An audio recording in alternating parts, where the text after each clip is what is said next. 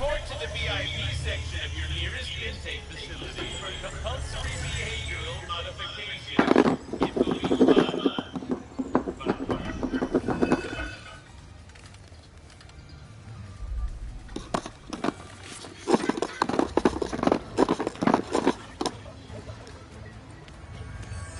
Your suit seems to be working nicely, blending right in. There is the assistant, and there is the infobot.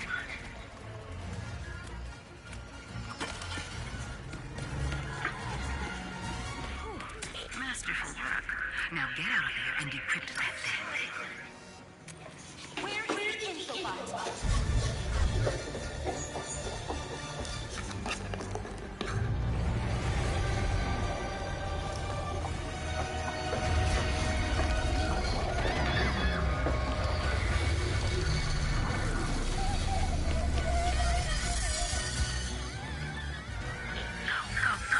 Your ship is up ahead. Where are you going?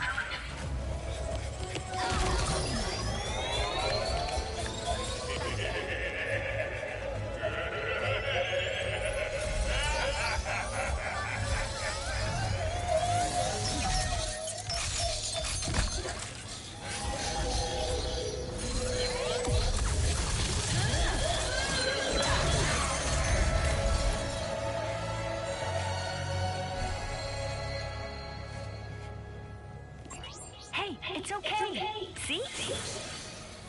Just me. Rivet? Shh. Gotta go. Here, it'll help you get home.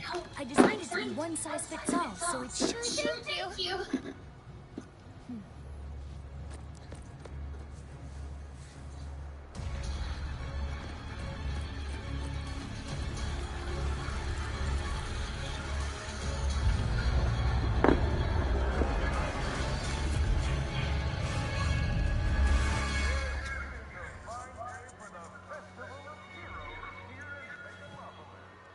Don't you think it's weird to throw a celebration for us? I mean, we haven't done anything heroic in years.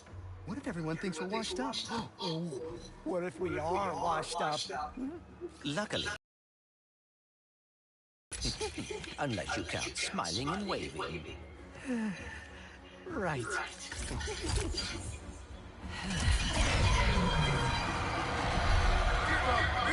Welcome to the Grand Marshals of our parade, Ratchet and Clank!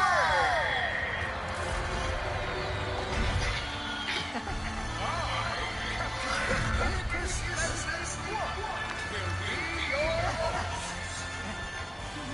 Peace in Mars. And Rasputin. Wow! I haven't seen these guys in ages!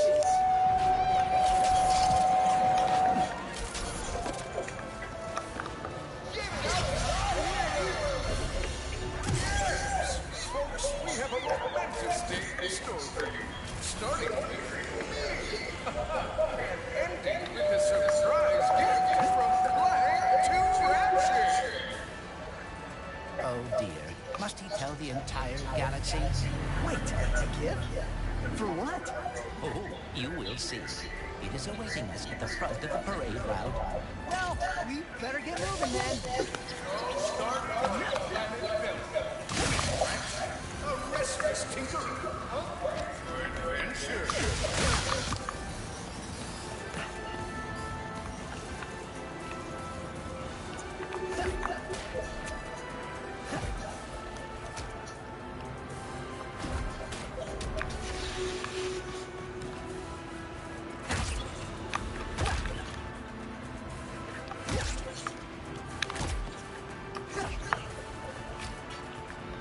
That night, Clank ship came crashing from the night sky.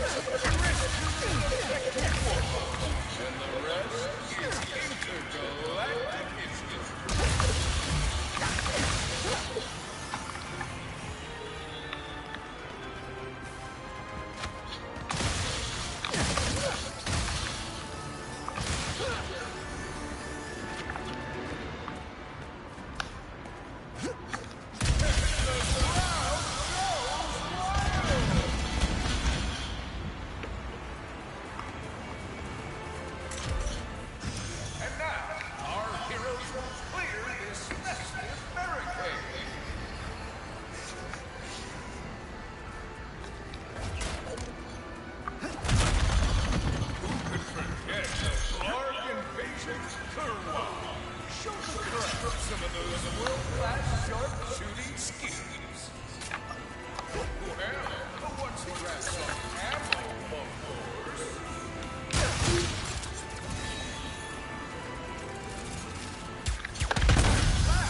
The home heroes is safe. Hey, I think I found the wombat! What is this supposed to be a reenactment of? Ratchet, I do not believe this is part of the show. Yep, real bullets! These guys!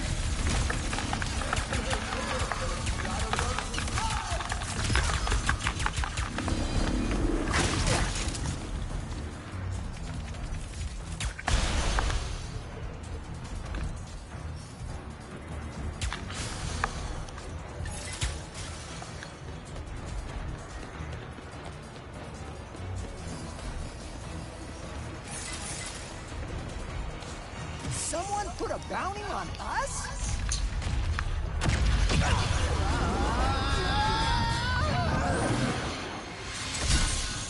I hope this is not about your gift.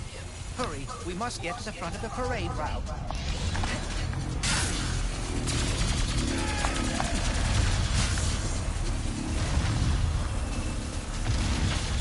Oh dear, activating Magna Boots!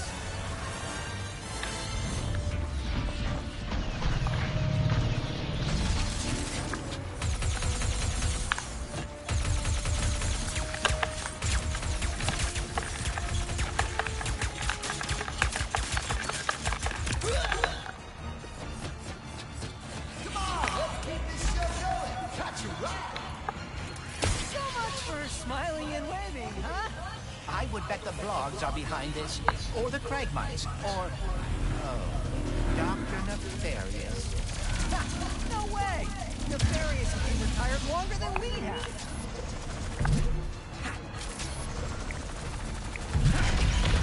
And that...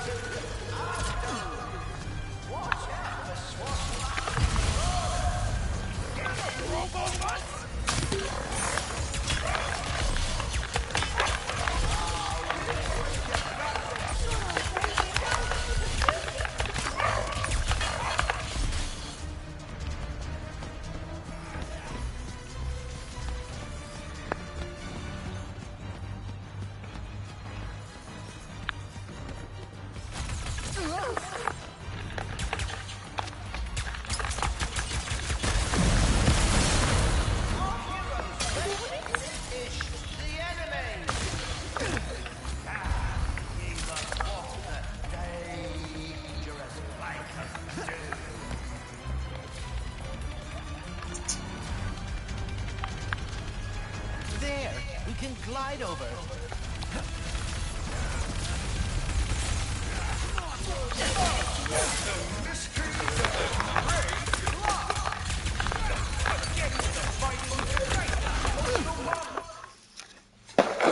What's up? Pizza's here. Gonna ride.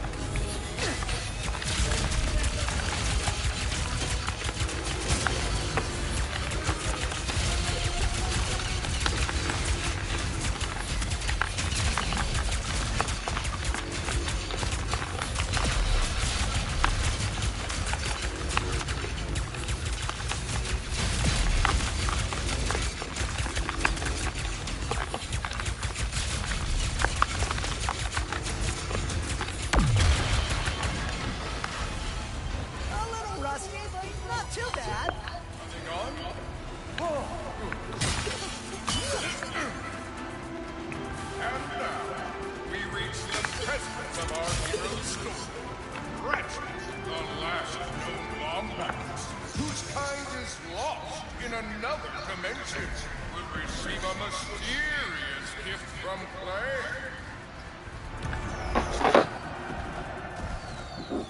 I had a speech prepared, but considering that our event seems to be under assault, I will cut to the chase. Ratchet, I do not know where I would be without you. You are my closest friend, my teammate, and you have given up a lot to... I have repaired the Dimensionator, so you can travel 2 dimensions and find your family. Oh, pal, Dr. Nefarious? Ratchet and Clank! What a wonderful surprise! I didn't expect to see you here. Considering my goons were meant to annihilate you 8 minutes ago. Oh, what do you want, Nefarious? Yes!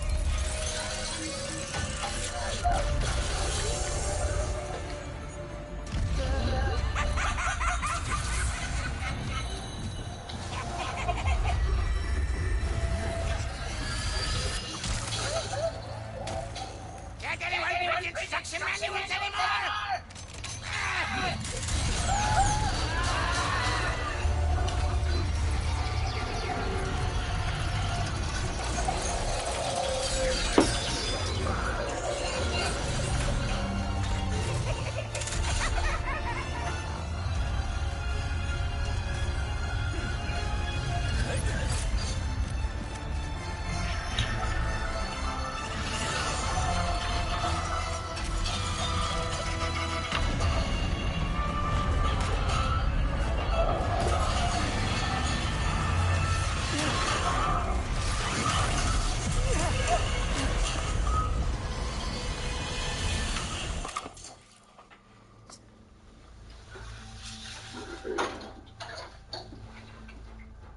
What do you think of the beach? Oh, it was bad.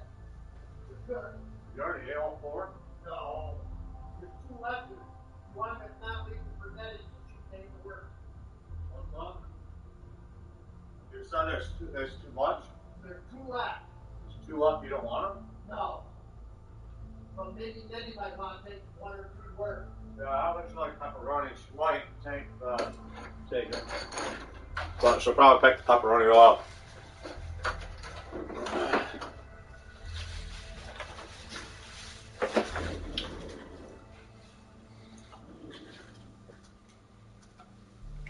I don't have sauce anyway.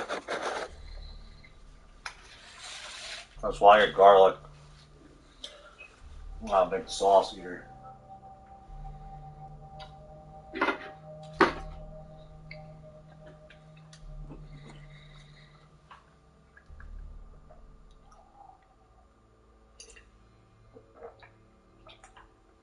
Pizza sauce.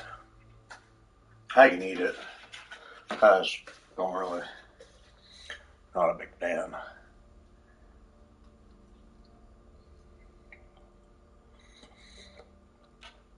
I'd much rather have either garlic or buffalo sauce instead.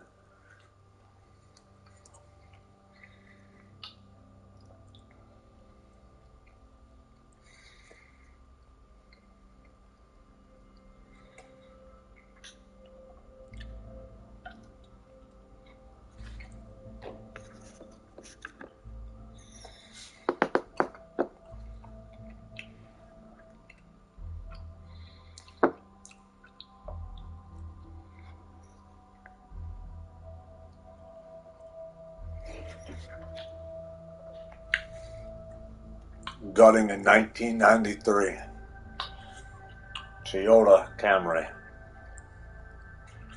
and converting it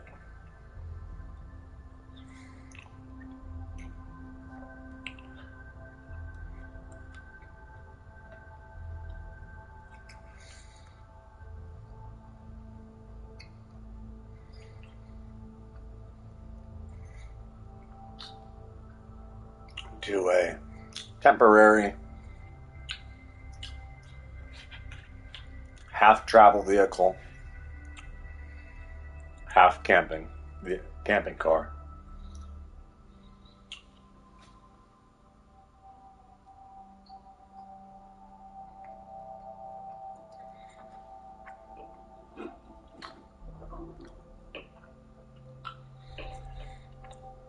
That's all I can find around here.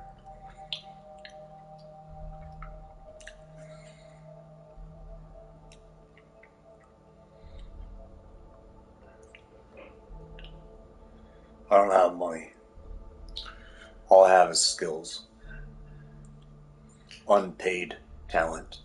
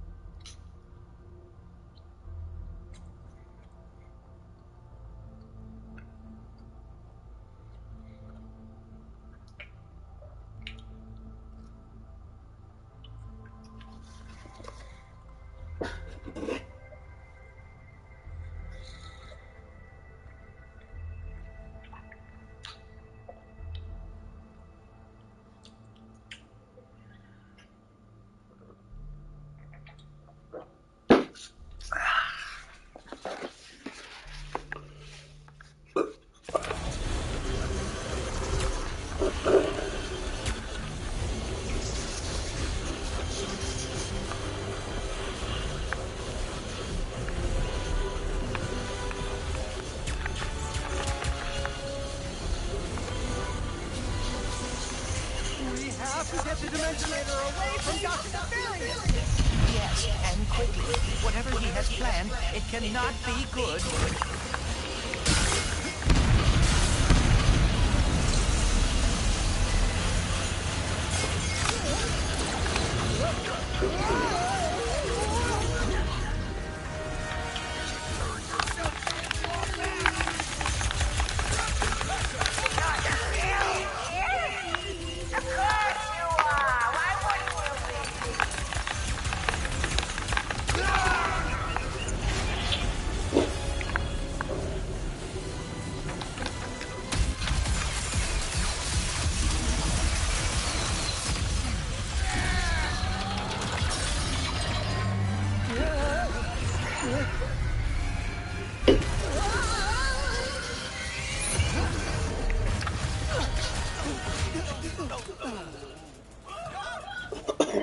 I should have known Nefarious would try something like this. Don't beat yourself up. This'll be just like old times. Come on, it looks like Nefarious landed somewhere near the train station. Go, Mrs. Zircon. We should grab a weapon. Need a weapon? Mrs. Zircon has it all.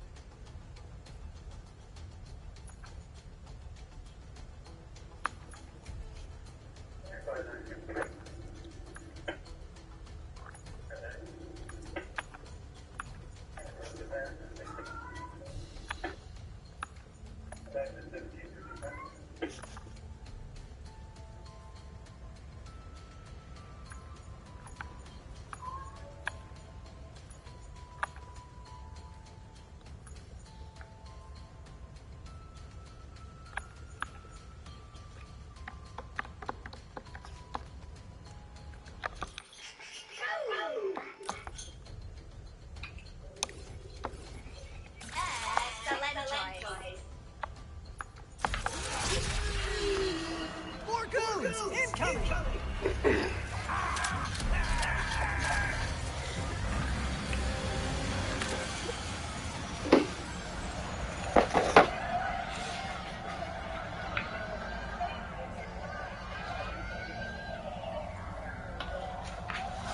Come on then.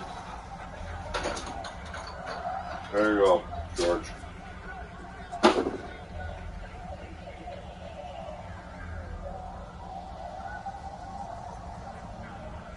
How was it? Pretty good?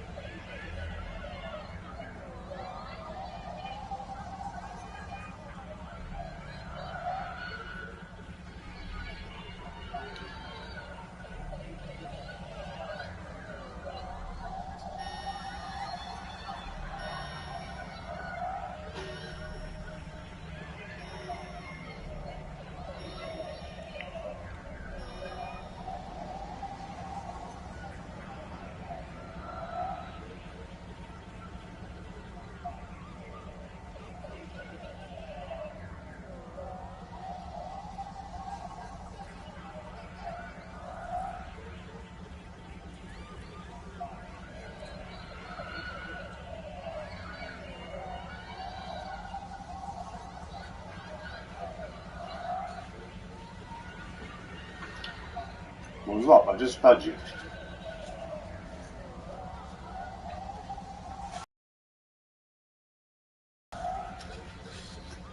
Nah, give me this sec.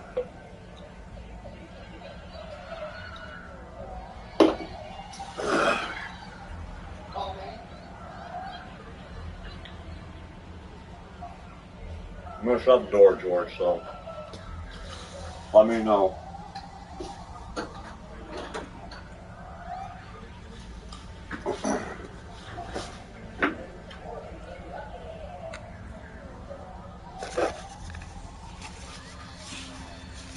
No. I've already fed you. You're fine. Plus, this is garlic in it.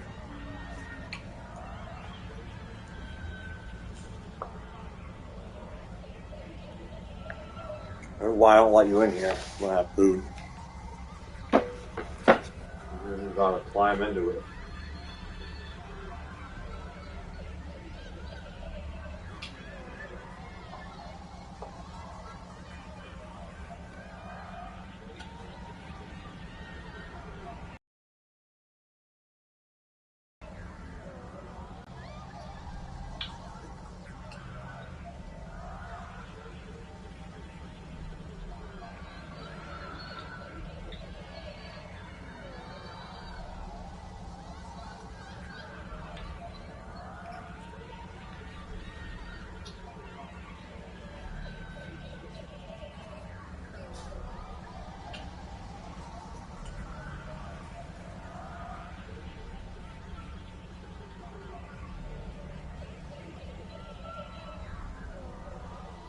Mr. Curious.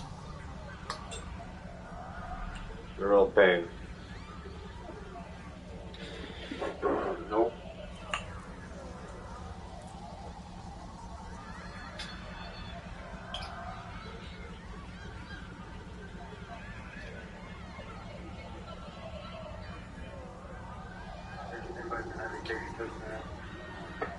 I gotta eat too. Right? I'm gonna do a bowl of soft cat food. How about this? If you're awake when I'm awake at midnight, I'll give you a cat treat. Until then, you have to come to me at midnight. Deal? If you're not here, you don't get cat treat.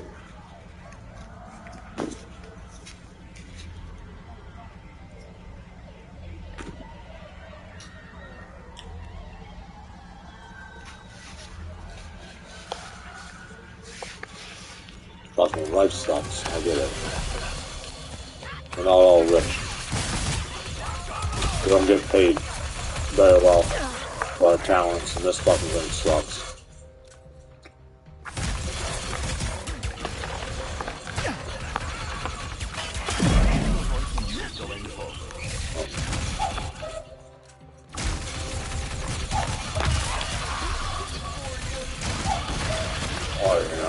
More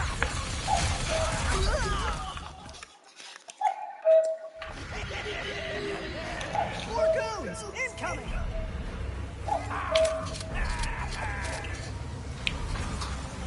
What, I'm not allowed to play?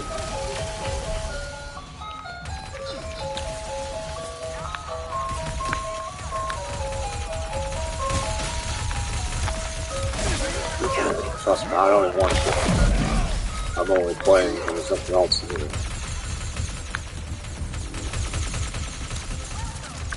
There's lots of things to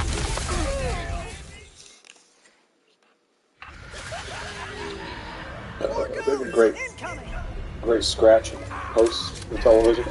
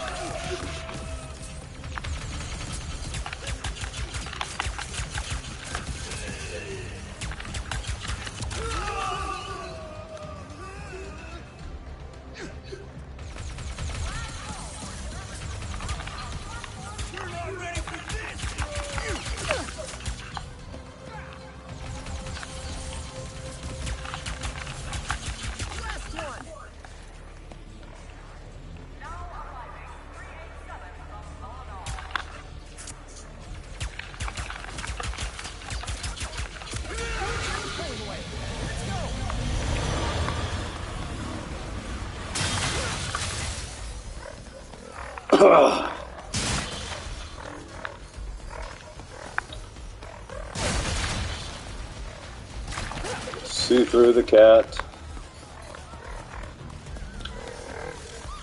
You increase the visuals.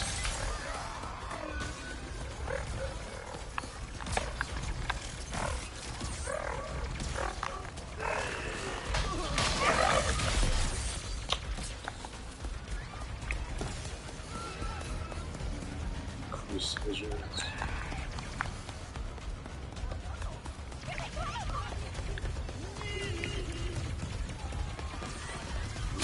Stay alive.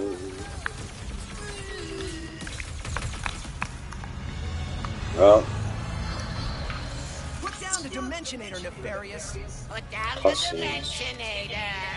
Yeah, right. And you will see what losing feels like. Spoiler. I think this game should be in PlayStation Plus, Stupid coordinates. but they're so damn greedy. Say goodbye. They're like, nope, fuck you, PlayStation users. Pay for it instead. I didn't pay for it. Black Friday paid for it. What just happened? We may have a slight Found loopholes. The bridge is shot! There has to be another way across. The rifts are reacting to the face quartz in your glove. I wouldn't buy this. Try pointing it at one of them. I wouldn't buy any game for $70. Except for maybe Harry Potter or the Hogwarts Legacy. Did you see that? That's the only one that I might.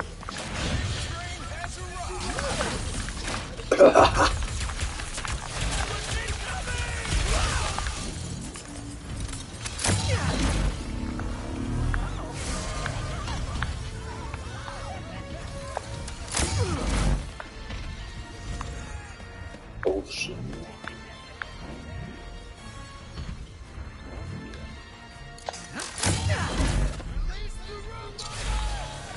I wonder how much Nefarious is paying these guys.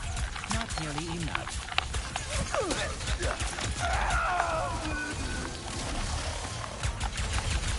Not gonna stop me.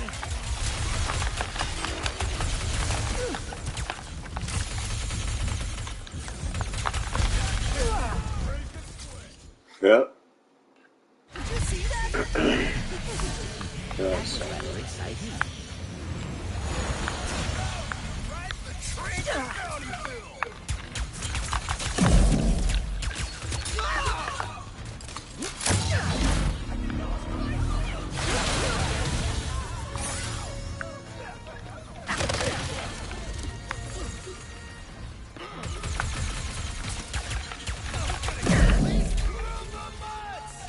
I wonder how much Nefarious is paying these guys.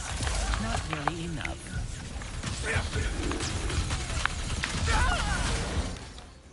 Shooting through walls. This is definitely gonna come in Just handy. like me.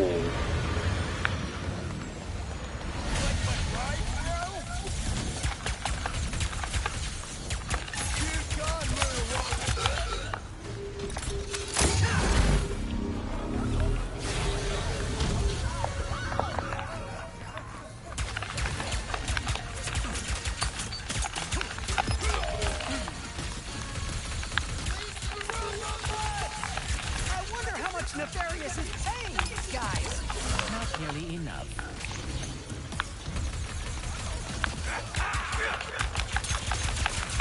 To avoid hits like that.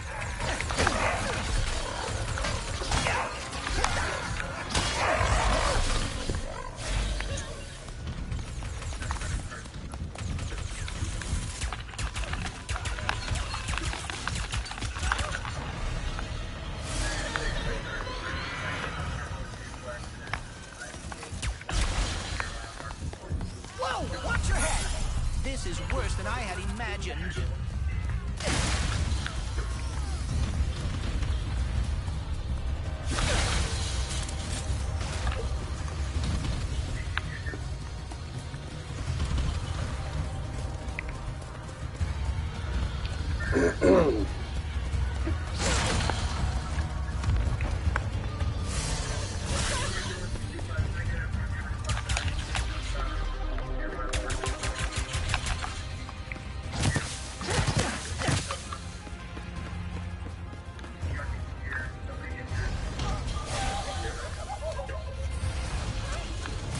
Sand sharks from above.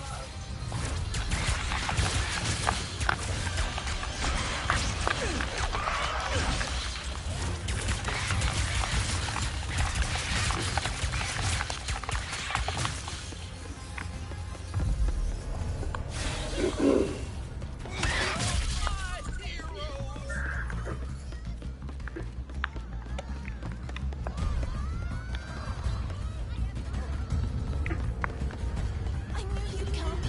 Might as well do. Was that a kraken? Or at least a very large octopus.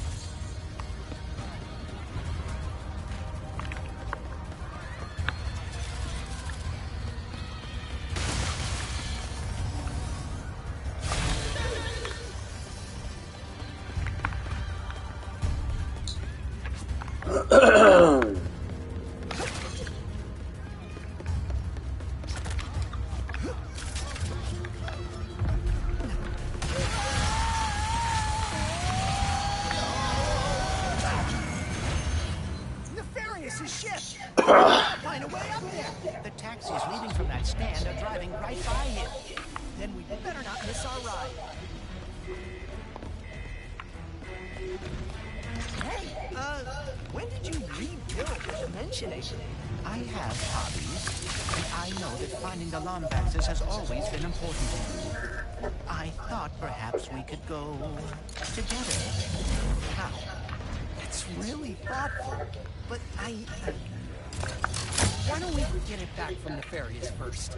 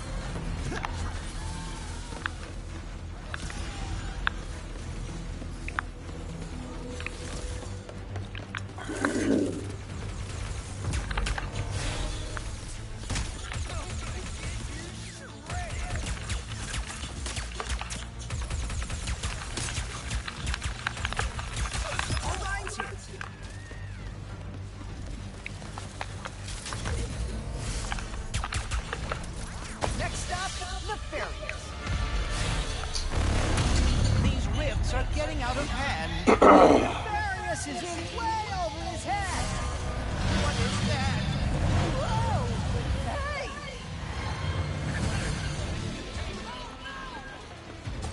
Mrs. Zircon is eager to see your selection. What? I can't upgrade the gun I already have. I'd rather just have that, but whatever. Fine. See how good this one is. This is like power, but area effect is worse than this one.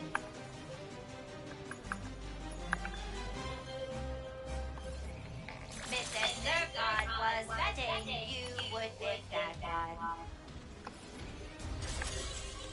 Until next time. Thanks for trouble, so. Mrs. Zircon has many fine options for you. Whoa.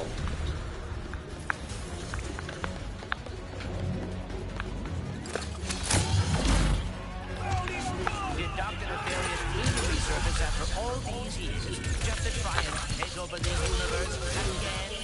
Yeah! I kinda wish he was doing a worse job!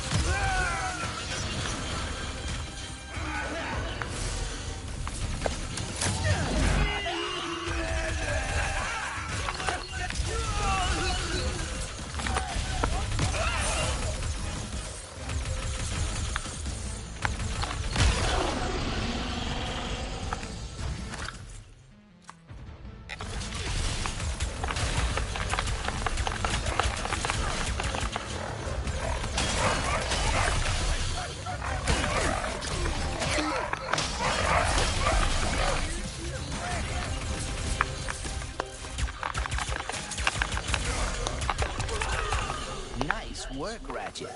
Couldn't have done it without you, pal.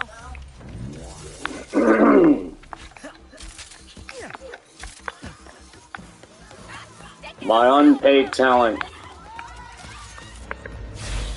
But the game was the hardest of the groups.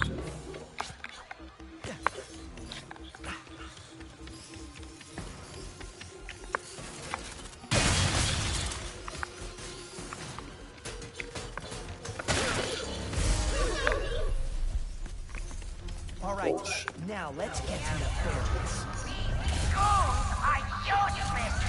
This is what I get for giving my assistant paid paternity. Quickly, we cannot... I will say that bomb was a little more fun than God of War. Ragnarok. Listen to the little kid bitch the whole time. I hate to say it. Not really. I don't hate to say it.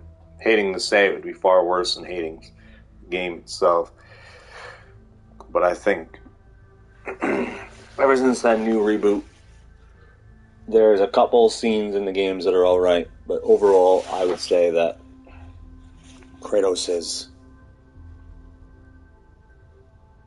old and ultimately useless, this version.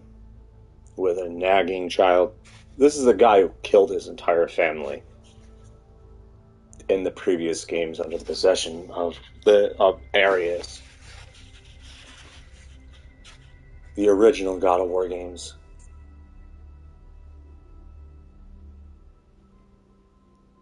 Before.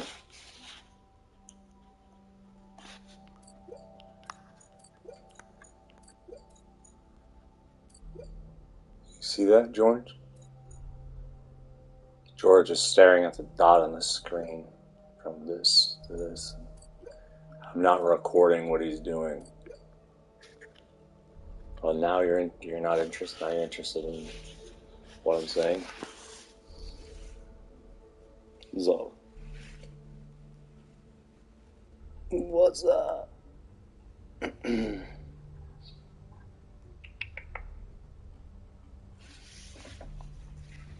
3 black cats. George was rescued from a barn. It was an abandoned kitten in a barn across the street from 130 Water Street. I remember that. Haunted. Very haunted town. If you don't believe in spirits, stay there. It will make you shoot people. Some people fall prey. They get possessed. Plus, there's really shitty parents. Or at least there used to be around that area. They didn't really take good care of the kids in that area. And it's quite sad, actually. There's a lot of horror stories in that town that are also involve humans being not so great. But George was in a barn, rescued. Who knows what happened to George here.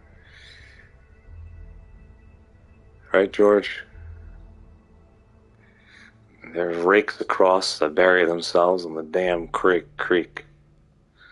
Actually, that one I made up. I just thought it sounded cool. We never knew what the hell those sounds were.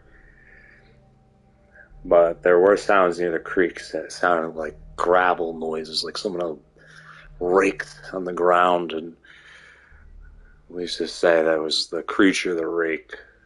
I also made that up because I'm the only one who actually said that. I was the only one who had any creative desire to recreate all the paranormal activity that was happening in that area, which was very real, though, the paranormal activity. Super haunted location. Super active. The whole damn valley. Used to go to the 130 Water Street, you hit this old creepy-ass mill. It used to be a pancake factory that was abandoned. Had this giant mill in the creek. Remember seeing a guy swimming in there. And the guy just disappeared. Guy underwater. Because this is how I knew that when I was watching people record stupid shit on TV, like ghost investigators with all this stupid nonsense, I was like, dude, that is so fake. Because when I grew up in areas, spirits do show themselves. You can see full apparitions, and it's like just miraculously, like these guys into the call the poltergeist is, like, and all these categories and shit. Let me tell you, there are spirits that look just like ordinary human beings. Okay? Sometimes they look very solid, and you could just be like the Twilight Zone, for example. And not even know it.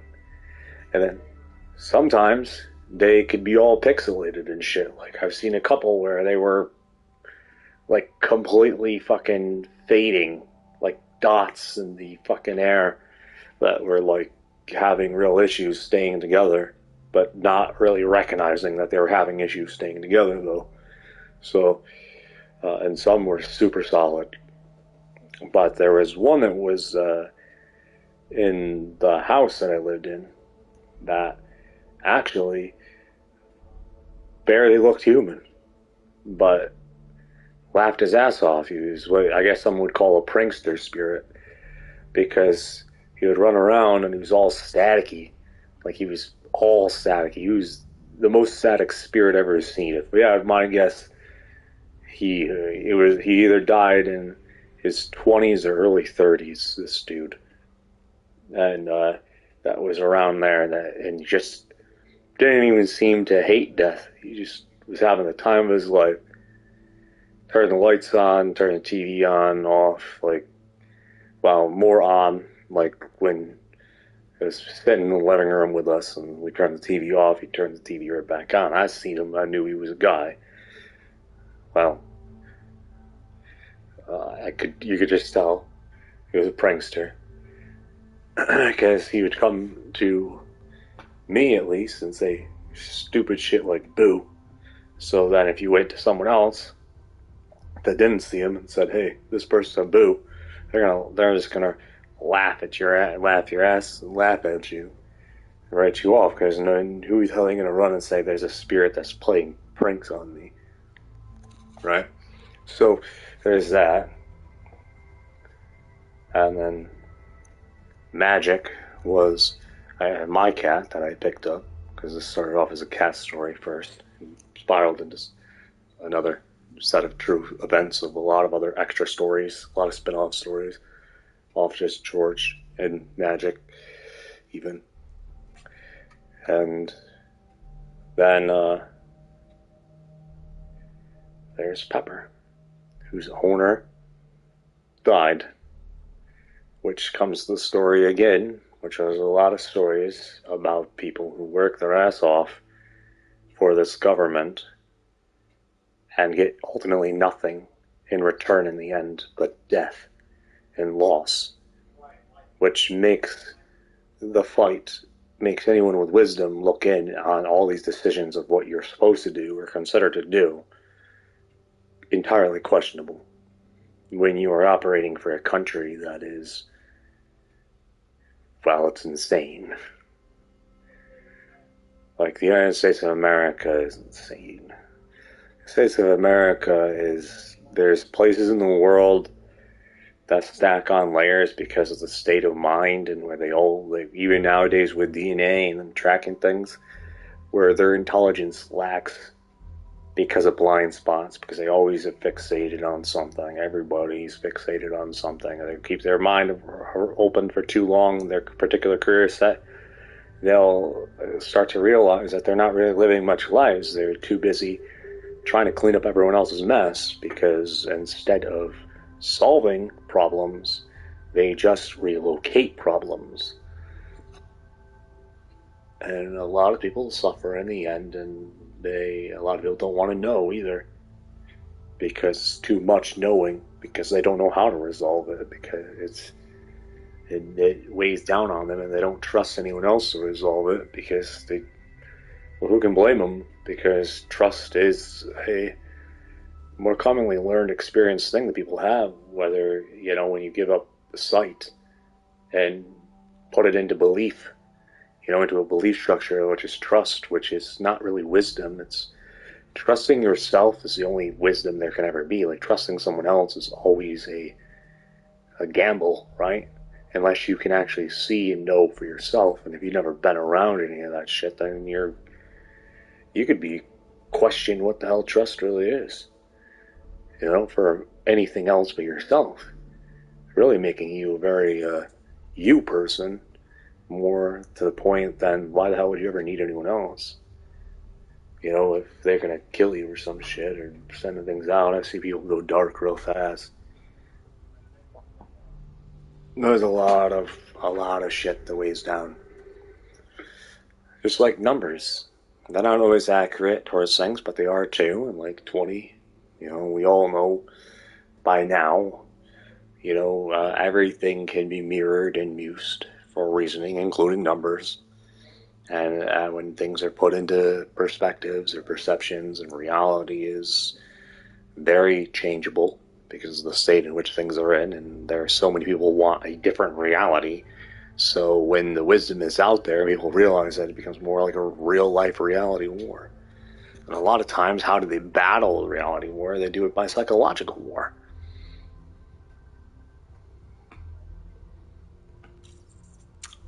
So people that are intelligent, have never went to college, this is what I know about the real world, is that even with a professional title, being entitled, in the way the system works, does not guarantee that that person is actually intelligent, even towards that particular career set.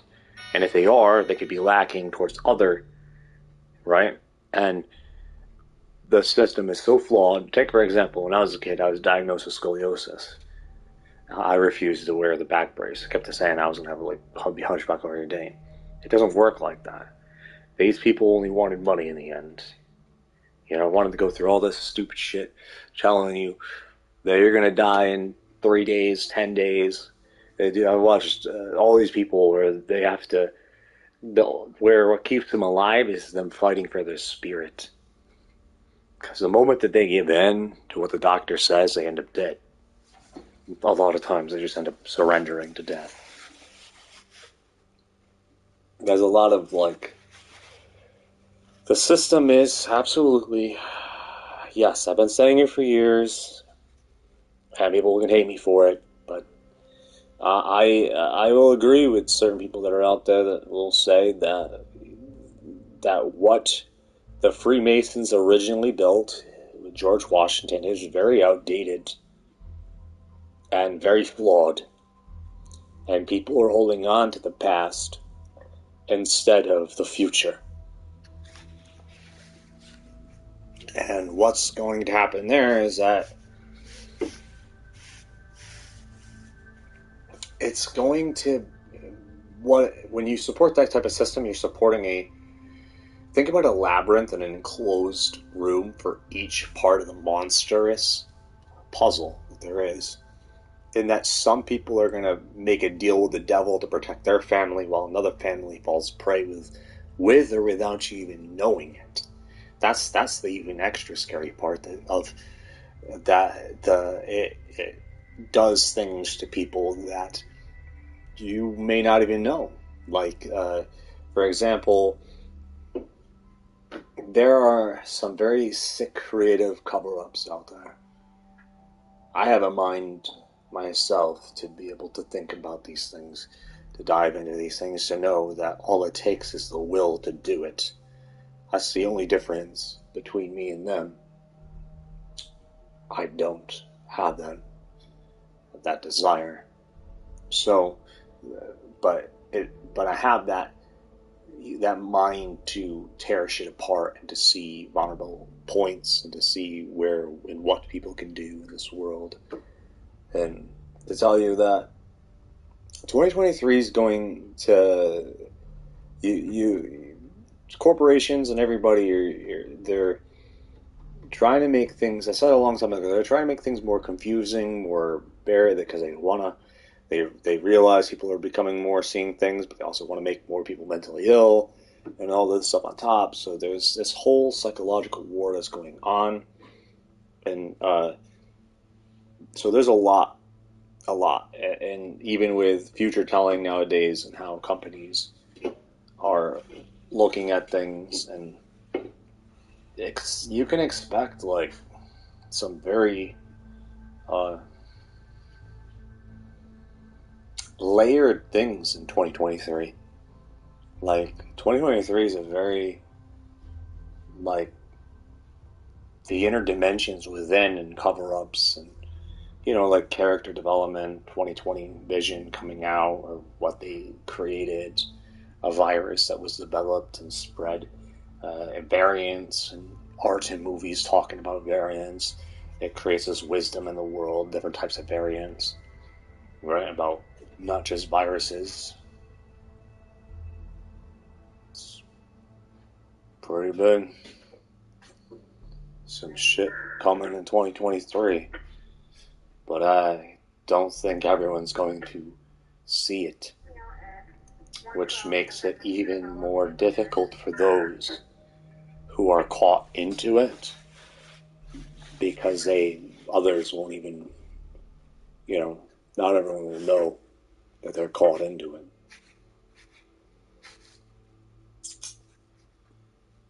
And brainwashing and controlling and psychological designing of people's brains is absolutely a thing. And there are people that do it to their own families. Imagine being born in a family that gets inside your head and defines and decides who you are against your own free will. And they're just so creative at hiding it. It's a fucked up. Yeah. The United States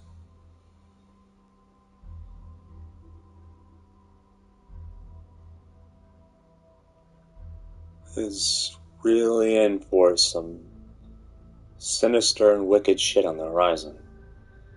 I said this back in March of this year, that Wicked is going to win.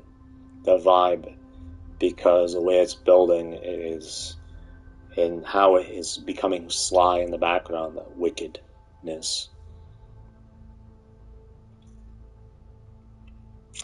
is unfortunately on its way in a big way. It's been developing across many people, all on a giant ass timer. And a lot of victims, a lot of non-victims, a lot of people being changed by it. You know, seeing where people go when they fall prey to something, especially when people realize what the fuck love is, right, too, or chemical experiments, and how they can get inside people's brains and all this other shit. To say that people are different when there's equality, when you can level everyone out on the same mental pathway by using frequencies, creating equality through, well, psychological warfare. But then royalty comes into play, and those who are on top are going to have an advantage over everyone else.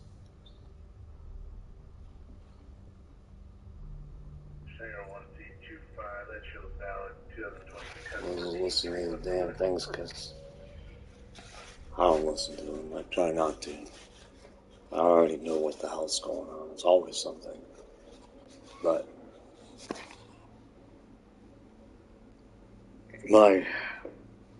I have people that are interested and worried about specific people in the scanner.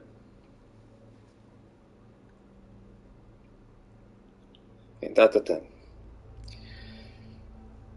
It's a very heavy thing when you know the truth.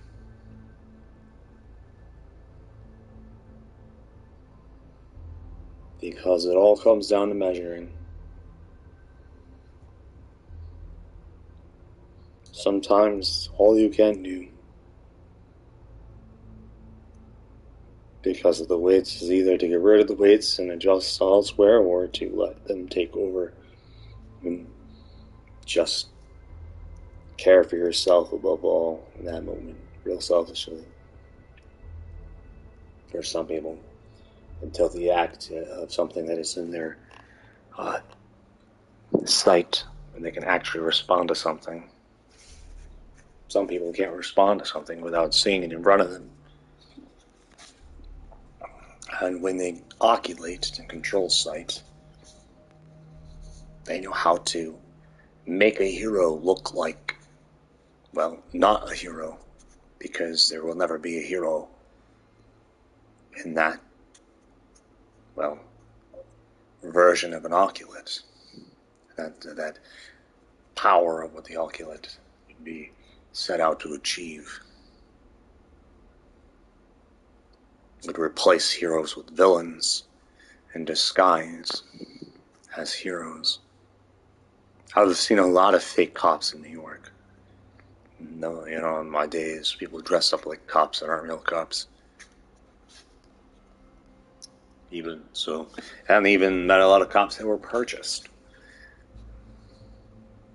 That had something that they, you know, worked there mentally and spiritually, you know, broken, and they only reach to what they will do. Like, their heart is too much into it, but their mind can't figure out how to save everyone, or to, you know, it's at some point when you're so busy saving certain people, but you can't figure out how to save everyone, you can't figure out how to save yourself,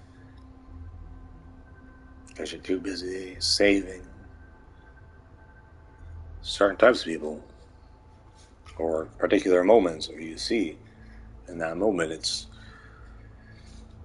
a heavy thing for a lot of people. Raining down upon their minds is what I call it sometimes. There's always you, and your desires and dreams, and then there's what the government demands of you, or the people that are in your life demand of you. And it can be very soul and spirit shattering. In fact, I'd say it can make things that you enjoy unenjoyable. Just like I said, like learning to know the future, or learning to know something that's, like, take for instance, if you read the entire script and you know exactly what's going to happen in a movie before it happens, right? Because first of all, this is just analyzing, and that if you do this and you know this, and there's very little or no change in the movie, and you're still able to enjoy it. Think about it. What is Zen? Think if you have that ability to, the world could be changed mentally, then, and knowing there are a lot of people out there, and that you see where people are mentally, and that also there's infiltrators and all this other stuff, then you know that there is going to be differences. And psychological war, hidden secret war, as a real life secret war, not like, it's within. And the psychological war, not with just yourself, but your desires, what the outlook you think the world should be like, your view on something, and then that psychological war that's going on with everyone, and who's strong enough to do it, starts to change the people who are strong enough to do it, because then things happen to their soul, to their spirit, to their desire, that of how they look at the world, they start to alter, and it becomes what I call the reality war. It morphs from psychological war to reality war, to the state in which things are actually in, what they become, the state of the world is actually in. And you know that because it could be changed. Like, imagine if you got to look at it this way, I guess, or you don't have to, but think about it this way. If you're looking in at the world, and you're just looking at the frame, right? And then you're looking at a country, for example, you can get lost in that particular frame if you're not careful, because there's different frames, point of views, and why people do what they do, and to understand how you're going to get into their mind to outsmart the enemy. Who would you call the enemy, right? So it's this. A lot of times when you look at the world, take all the acquisitions towards Vladimir Putin, but also we look at all the acquisitions of those who do surrender to the military, but also look at the acquisitions of the response of also the victim, and how the victim responds, to see how innocent, or not so innocent even the victim is, to see the sin, the pros and cons on both sides, in the sense, in the long-term future things, and the tragedies and the death, because it's inedible when they are blasting bombs at each other, or someone's doing something, that there ain't gonna be death. So it's fucked up, but it is what it is, and you have to look at it as a point of view of seeing. You got to look past all the emotion, because if you look into the emotion will destroy you. The emotion can be used against you, and and create something else. So you want to have some sort of say into the future, in looking at what the world is. Then you have to see it as psychological warfare and reality warfare. And the effects on what's reality warfare from psychological reality is what I believe is what even created this whole issue to begin with Russia and Ukraine. Or, it's like Germany. It's like blaming Germany for bad eggs in their government. There's bad eggs. Just like saying Russia is the enemy is totally incorrect. Russia is not the enemy. It's like saying Ukraine is the enemy, or Ukraine is the victim, absolutely not correct. I mean, I'm sure there's Ukrainians that are in the mix that probably are. I wouldn't, that you're not seeing that may be in favor of this. It wouldn't, it's just like if you're in the United States, you know, there's people who would be absolutely probably thrilled for us to be blown the fuck up, you know, like there's people that think like that, and then there's people that think like that on a timer, and then when it actually happens, they have a fucking, you know, they lose themselves and then panic and all this other shit. But there is a lot to take in, and I think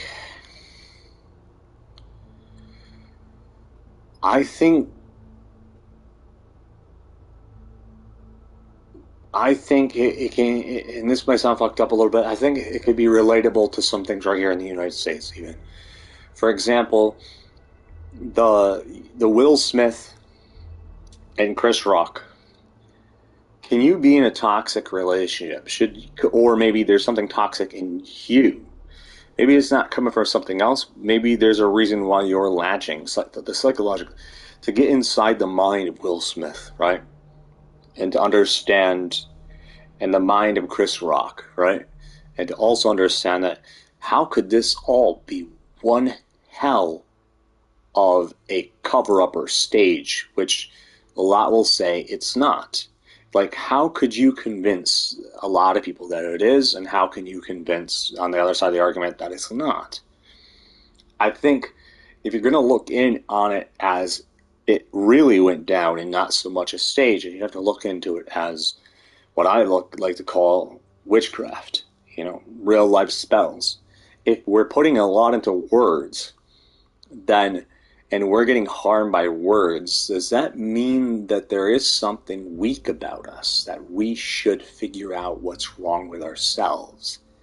Like right, when someone used to criticize people in my family, I could see, like, the same thing, right? Like, when you're a kid, you just, boom, right?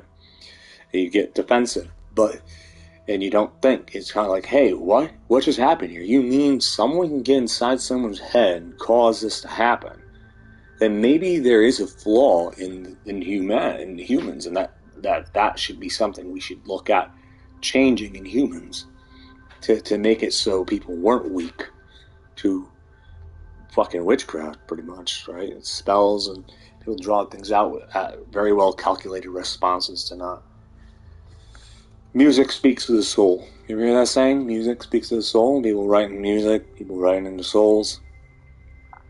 I think there's a lot of shit, and even history backs up, no matter how many times history has been covered up and written and defined. They used to say back in the day, through the victor's eyes, but also, you know, to see it through the loser's eyes as well, and to see what the story would have been if they would have won, and to not be really having that, to know that there is branches and narratives that could alter even that particular future of what was is no longer, because it is now what we call a alternate path in history that could have taken place, you know, meaning like it's not what's actually now, but it is something that we can look at as a mental thing to open up many people's minds to getting rid of bugs. But those who have bugs, maybe maybe the bugs are like, maybe we put bugs in serial killers, right? Shit like that. Like, there's things like this that can be looked at as the pros to bugging humans in their brains through their neurological networks, where they can glitch and snap if they have a evil side to them beneath it all. Like, I can think of psychological tactics to get someone to respond to their desire before they even commit a crime. You know, so I've met people where because I realized for when I was younger even that I had a way to trigger responses that piss people off, though, right?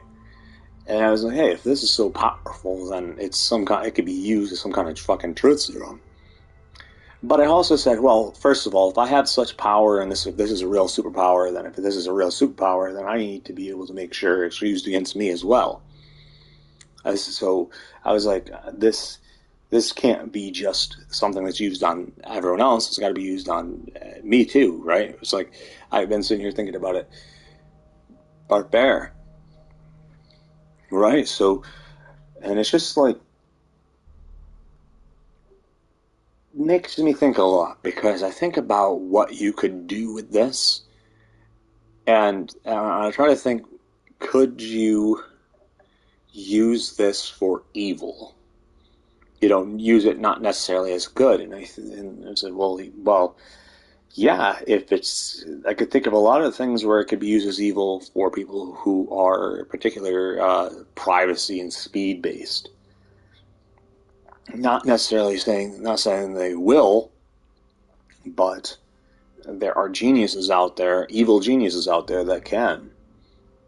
And I think about it, and I think about it, and say, well, if I talk about this, and does it make me look like I'm going to be like this one?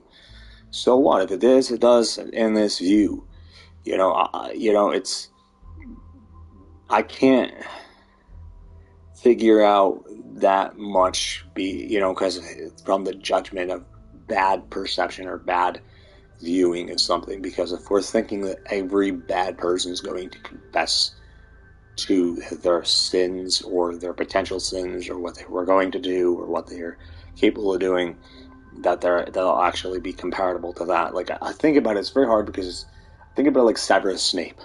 Sometimes, like a fictional character, if someone can go in and deceive a Dark Lord and be so dedicated and in love, considered sad for being in love with one person, has a massive sacrifice effect, that it's just it's just something that I think we should all look at for the entire world, is, and no exceptions. And no exceptions means no corporation overruling themselves to mean that they can't be involved or be affected by it. It has to be something that's like a giant floodgate that's released on humanity, on every single being on the planet. That's the only way I can see it as potentially even be able to work.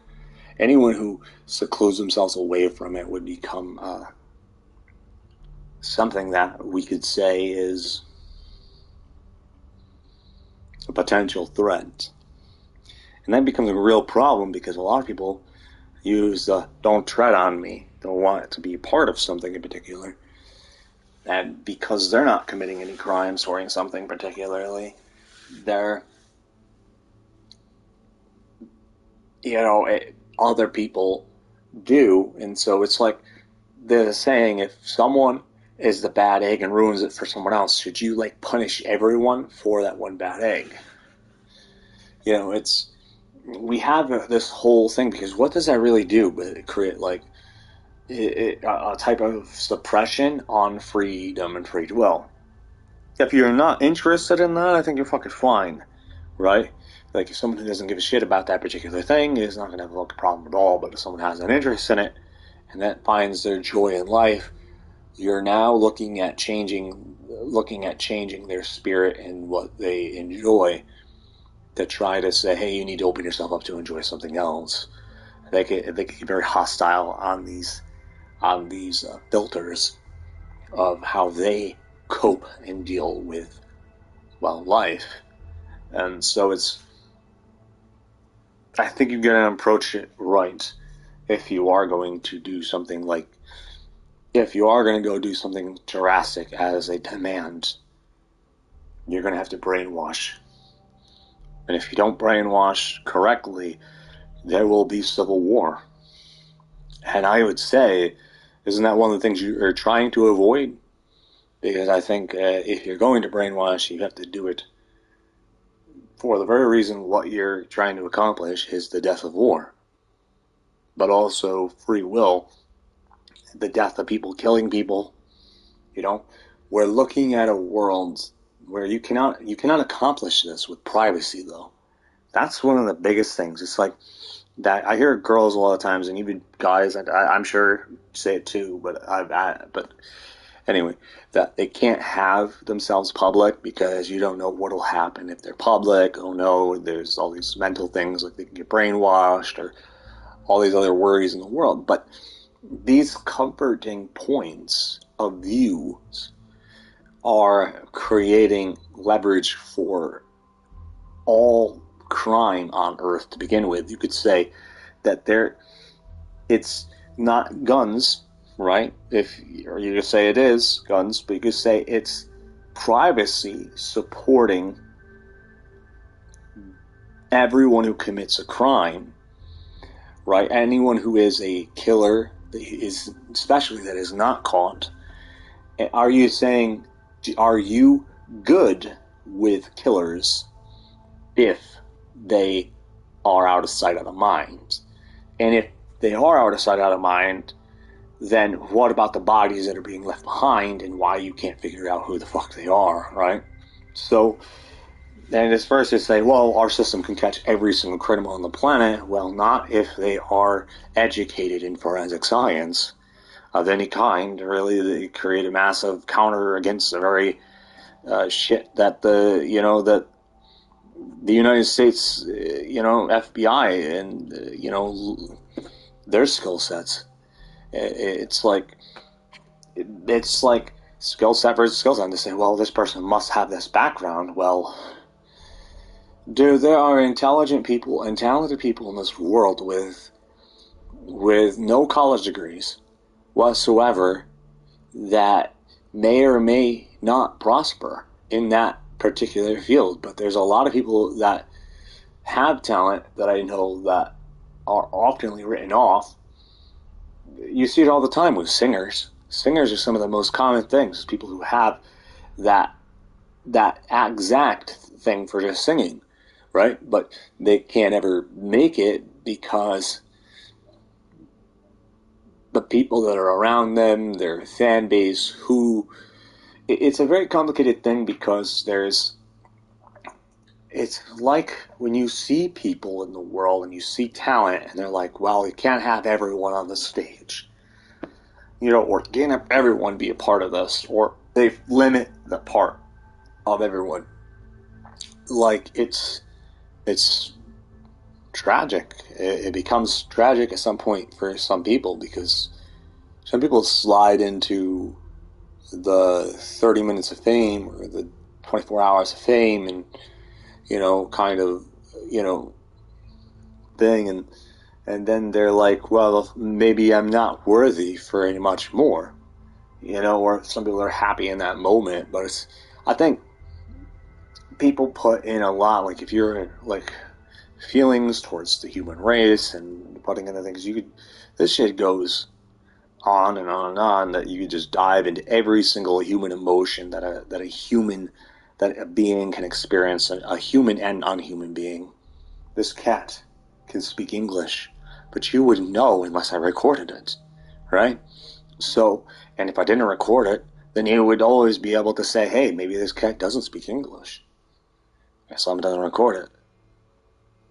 Right, George? One of your favorite words is hello. So, there's tons of things out there like that. People think a lot of times they see something on a TikTok, it's special. But a lot of times I see things that people think are special, but have happened to tons of other people out there. And the only reason why they're special is, you gotta think about it. Why are they special?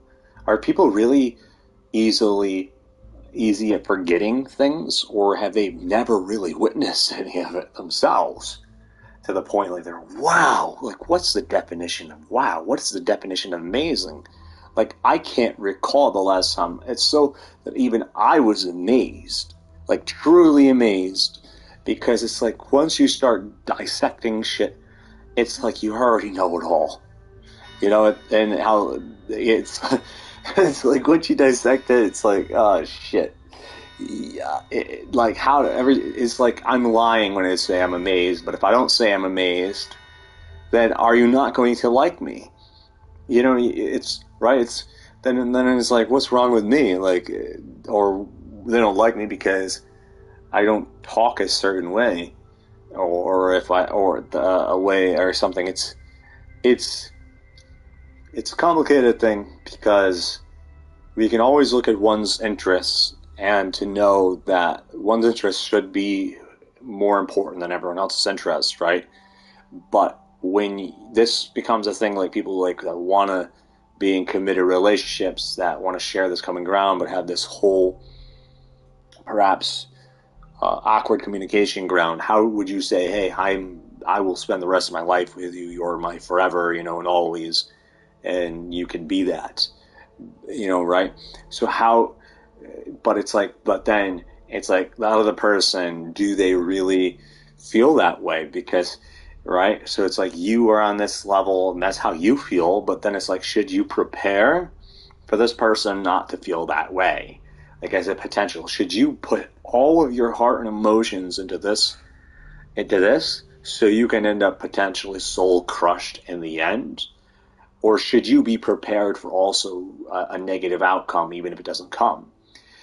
Should you be prepared for a positive one? Because I think if you look at a world where you do not see negativities, I find it when I do look at negativities, it prevents shit a lot of times. Like, actually, it's funny, really, with my experiences, that if you look at something as like, oh, you're going to get shot or something around this and you're in this environment, that it actually can prevent you from being the victim.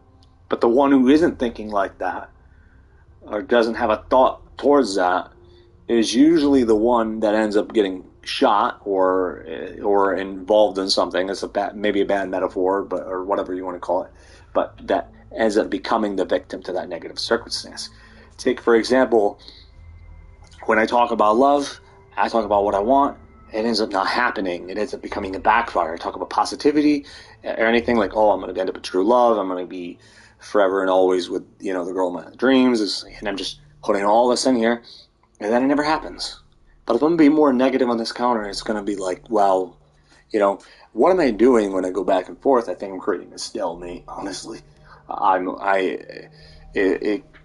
know. It's complicated. Like, I even look at my own issues, but you look at everyone else's issues as well, and the whole world to say, what do we all have in common? It's the emotional vulnerability and the mental capacity to handle situations and to find that balance between heart and mind, and still be able to create, be like free will. Right? Isn't that the most important thing in the world? And in the world is free will. And the only thing that's a problem with anything in the world is those who take free will away from other people, which is like murderers and stuff like that. That the whole line of anybody who's taking free will away, like if they're actually conflicting these, on the other hand, it's that you have free will, but they have free will. But if your free will comes into confliction to take their free will away, it should be questioned. And what can we say right now that takes free will away from a lot of people? Money. But some people can't see that. Some people look at their lives like they're just content with their situation, but they don't realize that it hurts other people having the mandate of basic human resources being locked behind paywalls. It's something that not everyone can see or is even willing to see. So that's another struggle in the world for people that I think can take free will away, because if a paywall's behind shit and you don't have the money to get in, well, you really are fucked, aren't you? It's they rain hell down on you, and you are like, hey, well, oh, yeah. And it's sad, because then like, I look at it like, if I would be like, let them in, but then those, well, it's not fair, I didn't pay. It's like, no one should have to pay. That's kind of what I'm saying, though. Like, the only people who should have to pay is those who take free will away from anybody. Like, that's right. I mean, it's something to think about when you lose your control over your own life.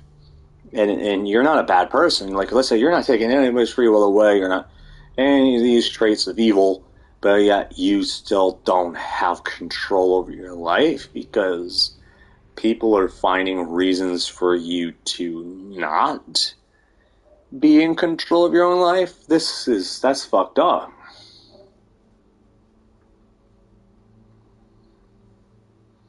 I could be talking this whole time and the microphone could be off. It wouldn't be the first time.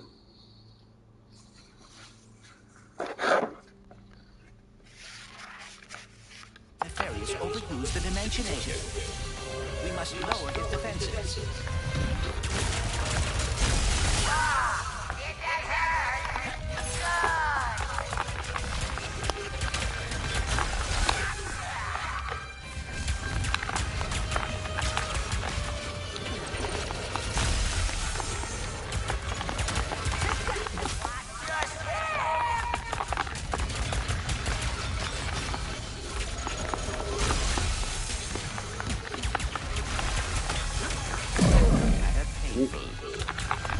His defenses are weakening.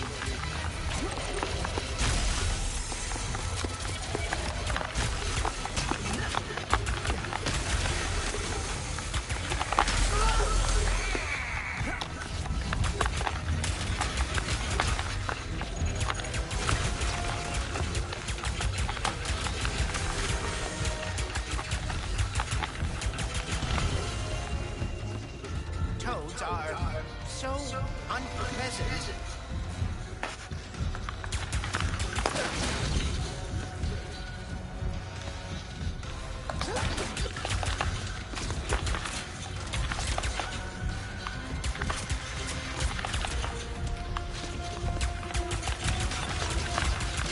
Oh dear, he is targeting us.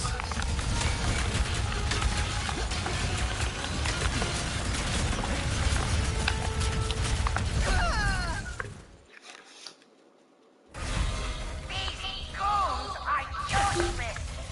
Is what I get for giving my assistant paternity leave. Quickly, we cannot let Nefarious overuse the Dimensionator. We must lower his defenses.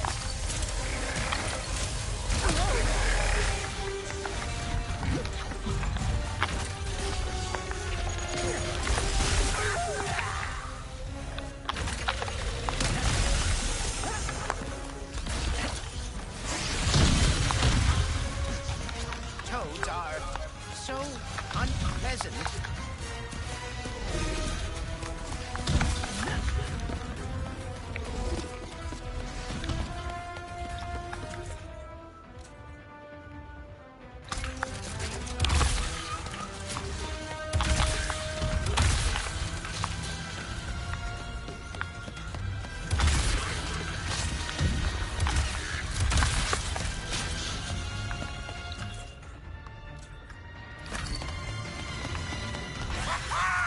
Yes, run from me. Nefarious.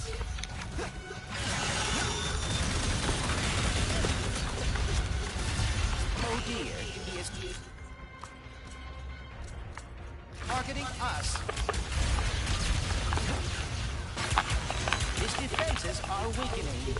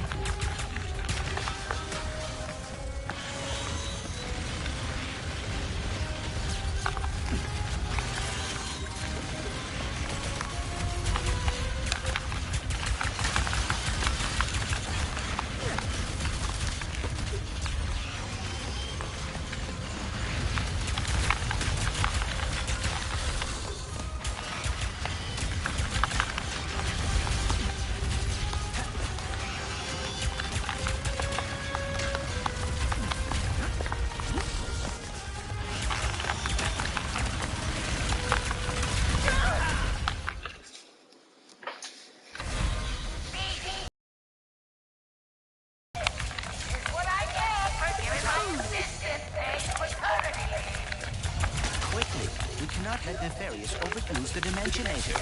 We must lower his defenses.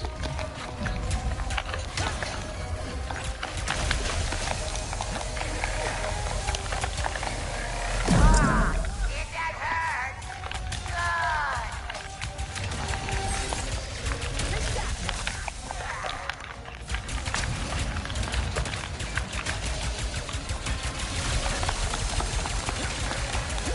Watch your step! Toads are so pleasant.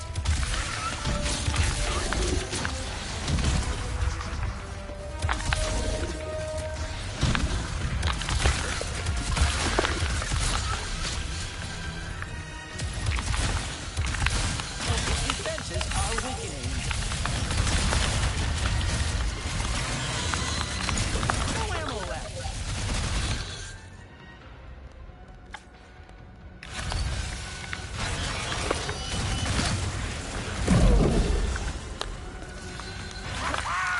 Yes, run from me!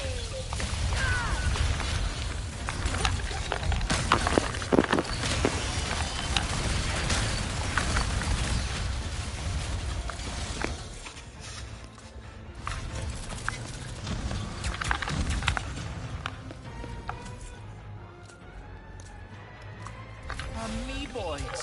Where did Nefarious find these?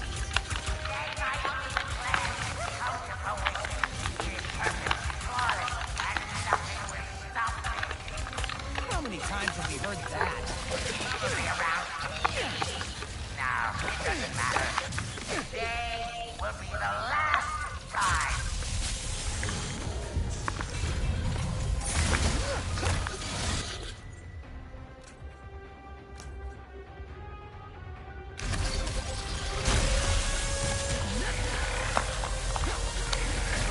Rather painful.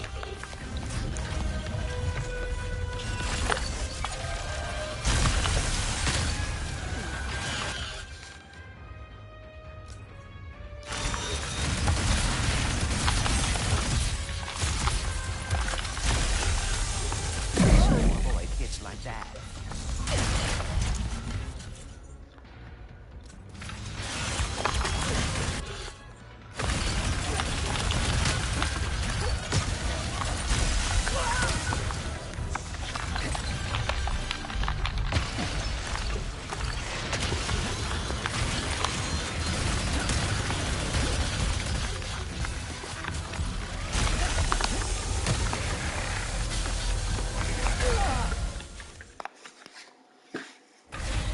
These goons are useless. This is what I get for giving my assistant a paternity leave.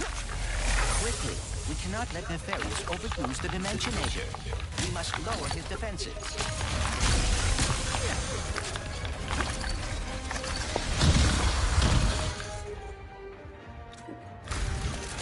Toads are so unpleasant.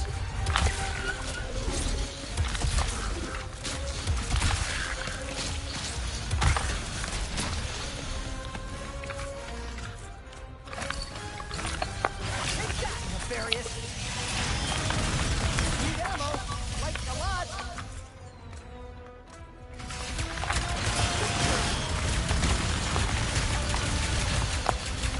Oh dear, his defenses are weakening.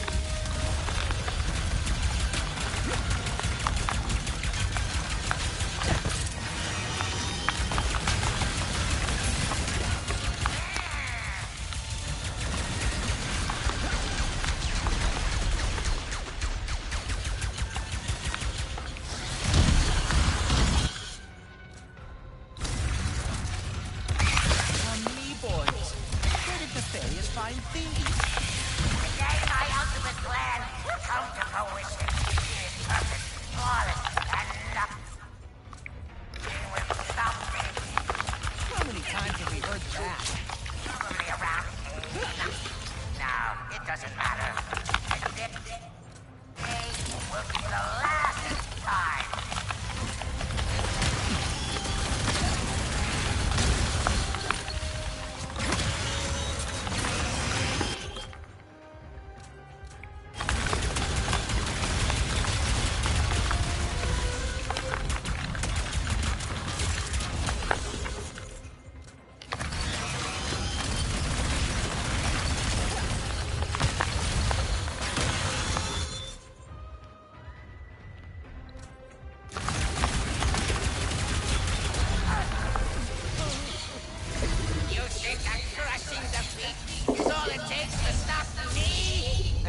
Yes?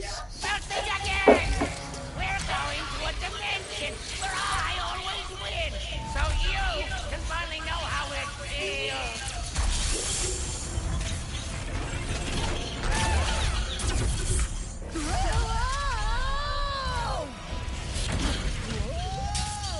The dimensions are weakening considerably.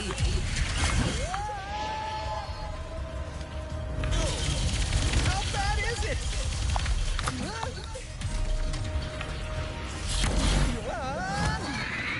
Well, it is certainly not good. Great!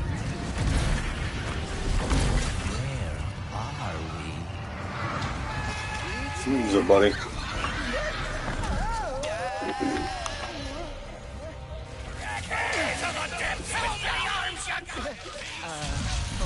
We've been boarded! Get off me, ship! Creature!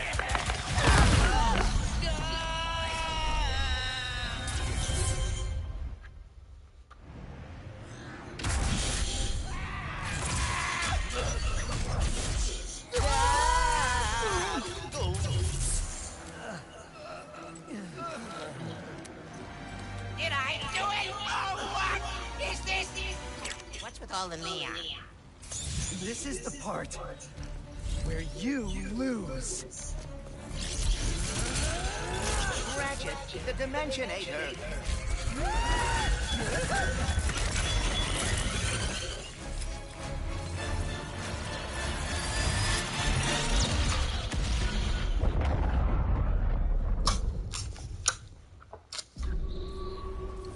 Clean myself out in front of good television. Ratchet? Oh dear, my arm. Or to walk up in front of you No. while you're watching a TV show or a movie or a game and just start licking myself. What have I done? What have you Is done? that a cool deal, George? Someone with a lot of questions. Let's go for a round. Anyone else would be mad. Wait, I have to find my friend. I really don't care. I'm just messing with it. I can see through you. And not see through you. Fine. It's me. It's me.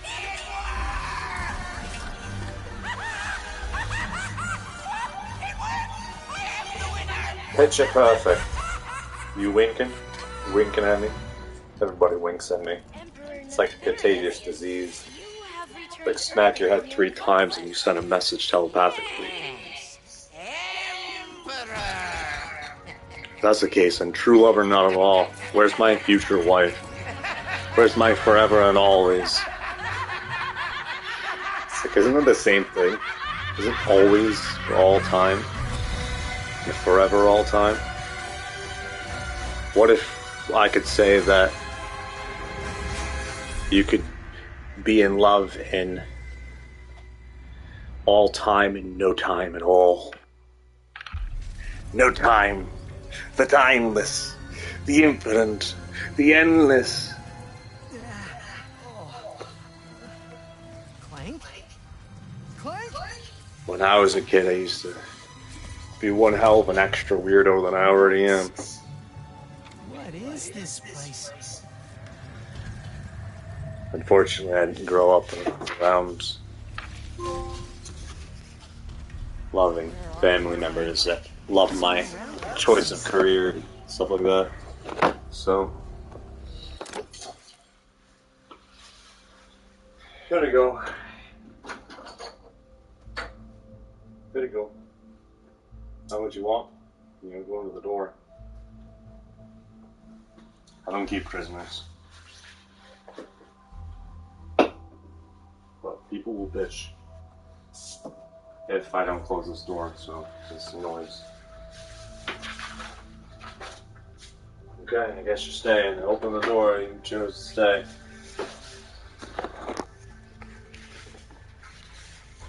Noises.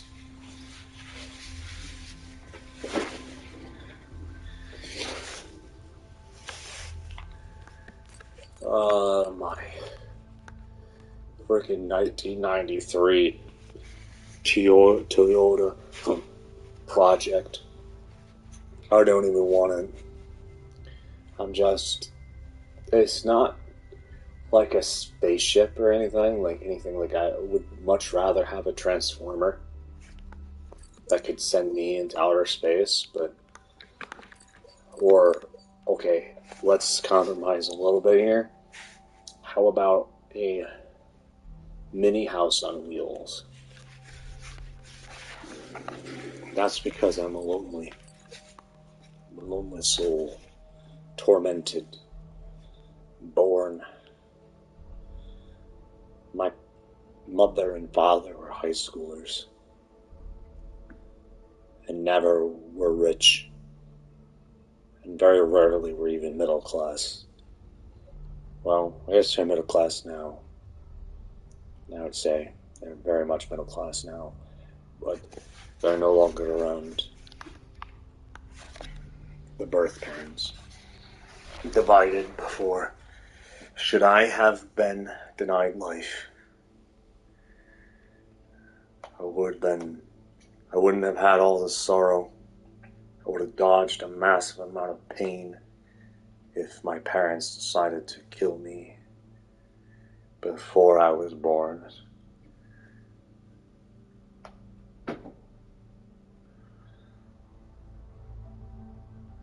I'm actually not against it. I think they should. I would have dodged a massive bullet. I wouldn't have to have suffered all the shit that I did suffer. The only thing that can ever come out of any of this is the future, which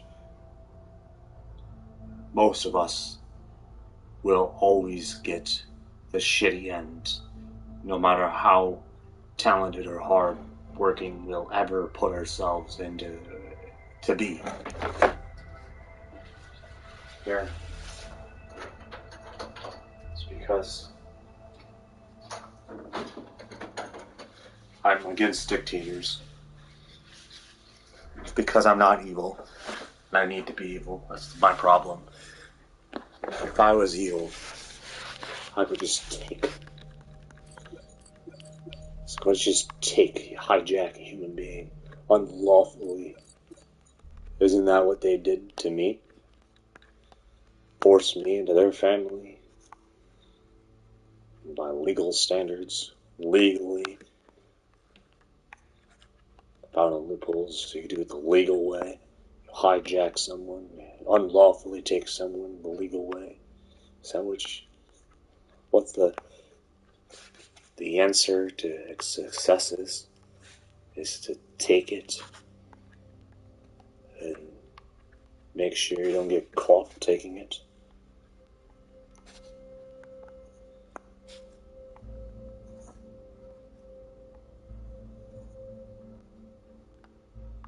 Now, someone would be happy.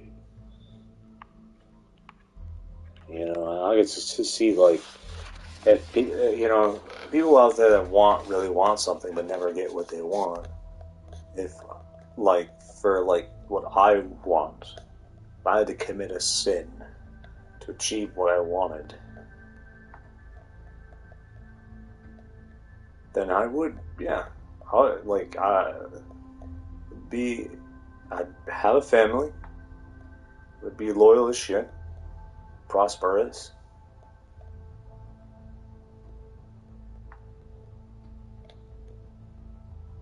but I'd have to be Russia invading Ukraine to even accomplish this, right? So I'd have to be considered the bad guy to even be able to get what I want. Which seems kind of fucked up, but at the same time, it's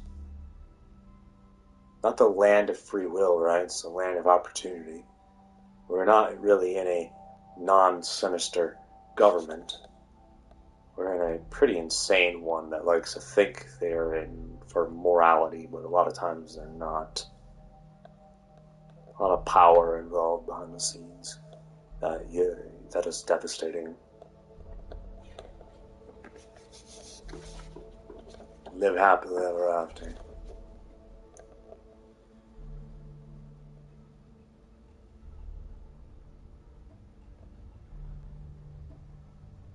It's a dream. You know, that could very well become a reality, but how to make it a reality? You know what you want, but the communication is robbed between the right one, you know, your significant other, your soulmate. It can be quite devastating when the government or some other influence puts you in bed with someone who truly doesn't care about you.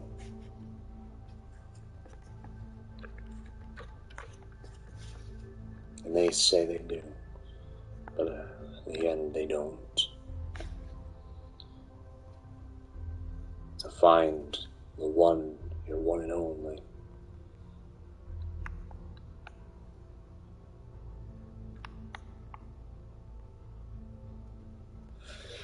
I don't know. I say best chance is either under a rock, somehow miraculously surviving away from everyone under some magnificent rock that's keeping away from the government, from all formats of corruption, or if they are part of the government, then they gotta be more than likely a powerhouse, super intelligent, they're probably involved in politics and the entertainment business, because they want to send out a message, but also want to, you know,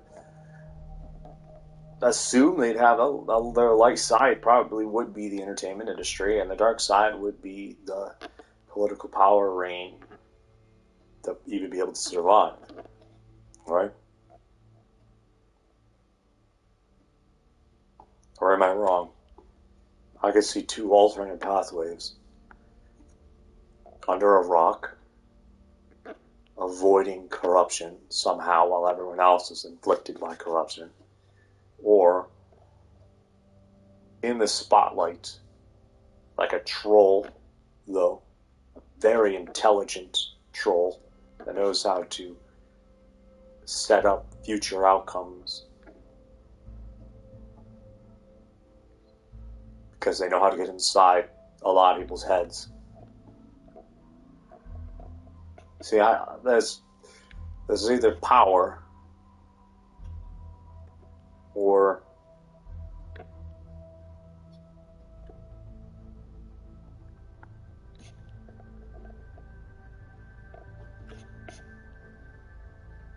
power.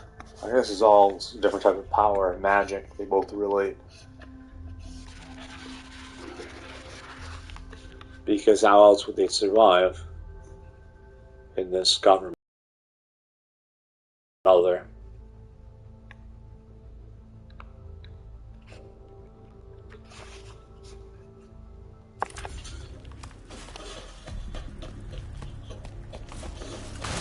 Do I survive? I think that's my problem. Part of my problem. I don't thrive, but I do survive. Have any of you seen a little gray robot anywhere? Or I'd survive dead inside. Very charming.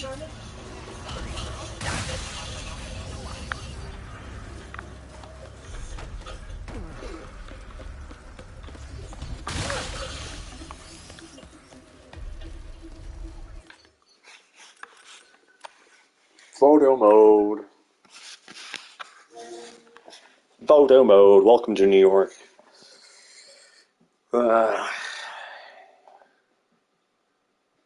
I've lived in upstate New York for most of my life.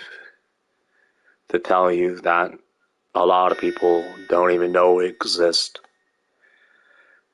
I go to Florida for years, and you have to literally educate them back in the day. Teach them that New York is not just New York City.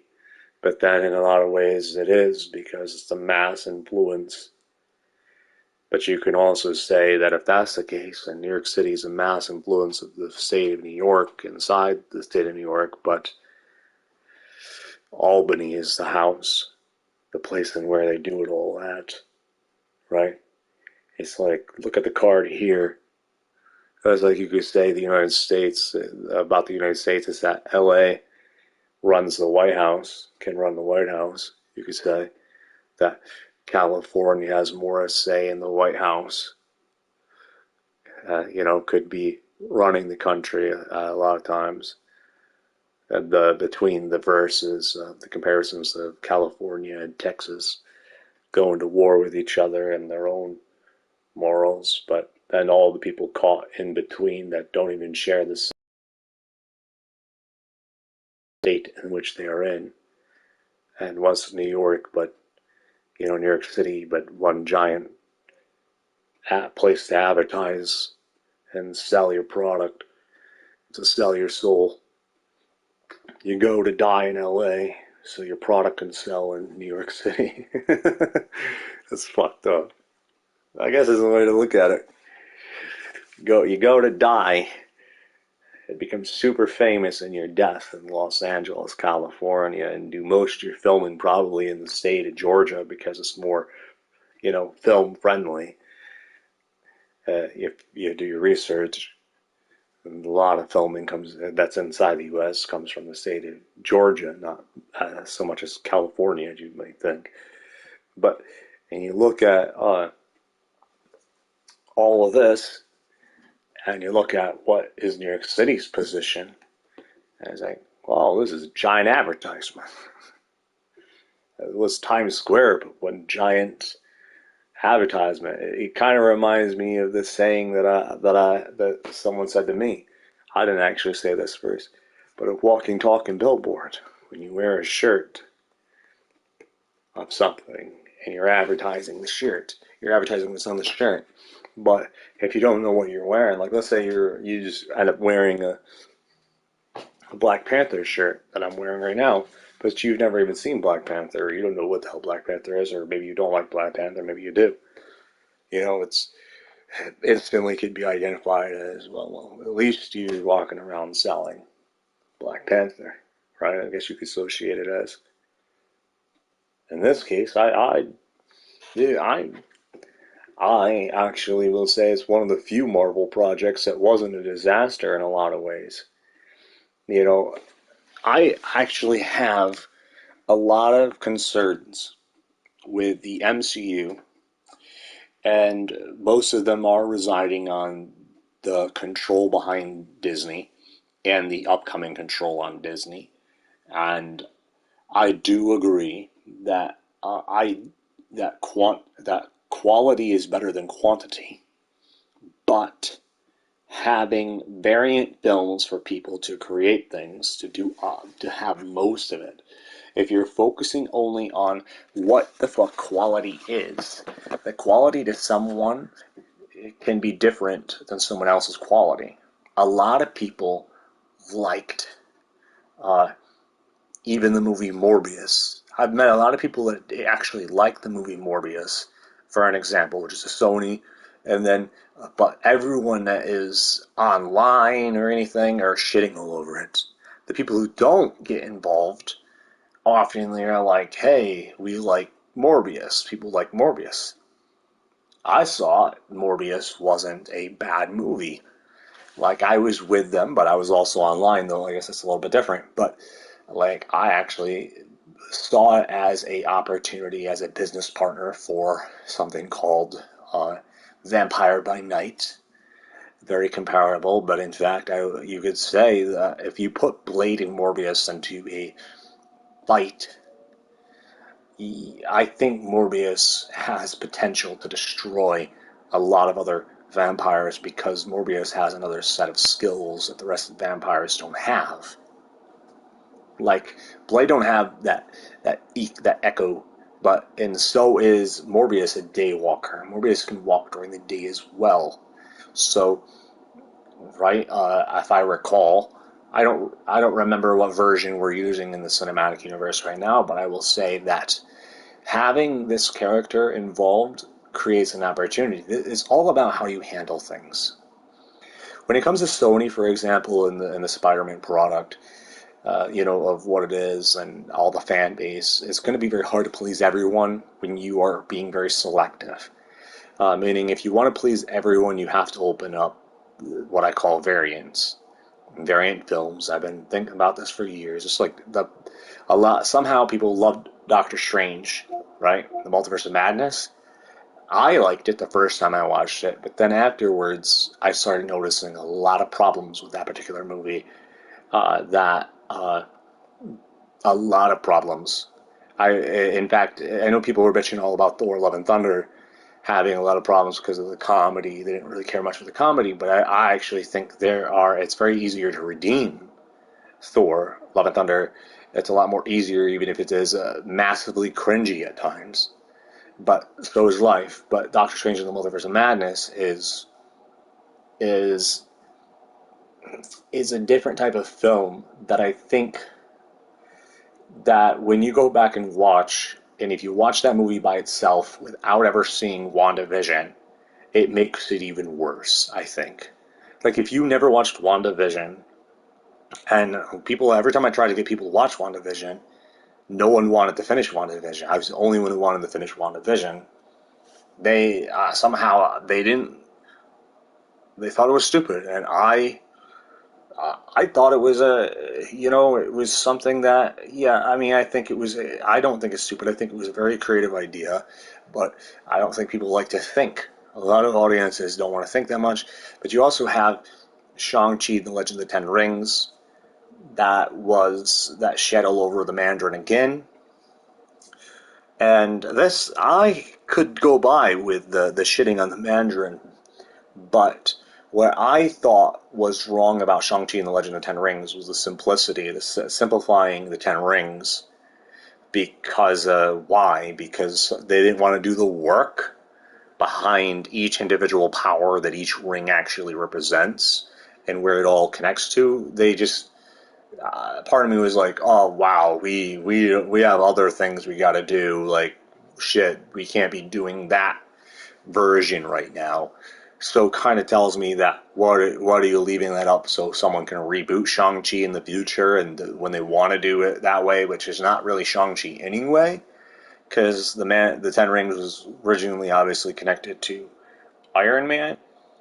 I think they made it very difficult for people who are that can ever look at something and if they're not able to go in and actually make a version of something, because it's like there's no way of making one movie that's going to answer all your problems. It's like this. The people are sitting there thinking, well, we could get everyone on board for Secret Wars. Even if they did, think about what 3-hour film is going to limit that based off this event. Regardless, you're going to have a lot of cool shit in Secret Wars. No matter what outcome it is, I have faith in that. It will be fucking awesome in its own way of madness. But which ways they go in the direction of it, but also limits. Like, I have to say that this is a very big thing that they're taking on, and that putting it in a 3-hour film feels kind of rushed. I would say that it needs more time to breathe. I would say that it needs, that movie in particular should be treated like a Thanos, but bigger than a Thanos. And if it's bigger than a Thanos, then it also needs a part 2. So it's like at least a part 2. So it's like when you look at Secret Wars, so it's like, sure, you could probably treat the Kang's Dynasty as I bet you more than anything, because of how they're looking at it, is that Kang Dynasty, there ain't probably going to be a main villain in Secret Wars. That, like Doctor Doom in the Pocket Verses, that probably won't even exist in their version of Secret Wars because of the way it's so rushed. That I'm going to say that it's about variants going haywire, like shit just spirals, and how people interact with each other and all this stuff, that it's all happening, like a universe collided with a universe, because if they're going to do it like that, then they're probably saying that something's going to happen in King's Dynasty. That also is going to happen in King's Dynasty. That is also going to be like something happened in Deadpool 3, something happened in this other. I wouldn't be surprised if they made a movie that ended the fucking world. One of the like more than just one. Like the King's dynasty ended up spiraling and killing almost everyone, or ripping through dimensions like multiverse. But then Deadpool 3 is doing it too. So there's gonna be, think about all of these multiple timelines going to hell. That is going to be more than I think just Deadpool 3. And it almost feels like, again, too soon to be introducing Blade. Because what are they going to do? Do Blade like after the credit scenes? It's just, I think Blade needs. I don't know about everyone else, but I feel like it's going to be very easy to ruin Blade. I feel like it'd be a lot easier to ruin Blade than people might think. Because that I think them playing it safe and going with just action is going to hurt them in some ways. Maybe not financially because people might run in for the first, but I think I'm having a lot of problems with choices that are coming in because I want variance, but it's a lot of rushing. Like I will say that even though Internals had bits of cringy errors and parts about Internals that people didn't really care for, I saw Internals like a bit like I saw Batman vs Superman when I first watched Batman vs Superman in the extended edition. Even I felt it was a middle chapter. Like I actually had no way. I was sitting here thinking, well, Internals is taking place in the same universe as the Avengers, as the one that you're thinking. Because I'm sitting here thinking the Eternals is in a whole other fucking place, because if something like that seems bigger, a big-ass event that just happened in the Eternals movie, to have something come out of the earth and no one's fucking talking about it, and all these other things, that it just feels like a completely different universe that happens to have a similar event that occurred with the Avengers, because I think Doctor Strange is flawed. I think clearly Doctor Strange has issues. I think just because he only saw one outcome didn't mean there was more than one outcome. I think he has a lot of issues. Clearly, people thought there was something great about him, but it turns out the Doctor Strange that we have is full of issues, full of flaws, definitely imperfect.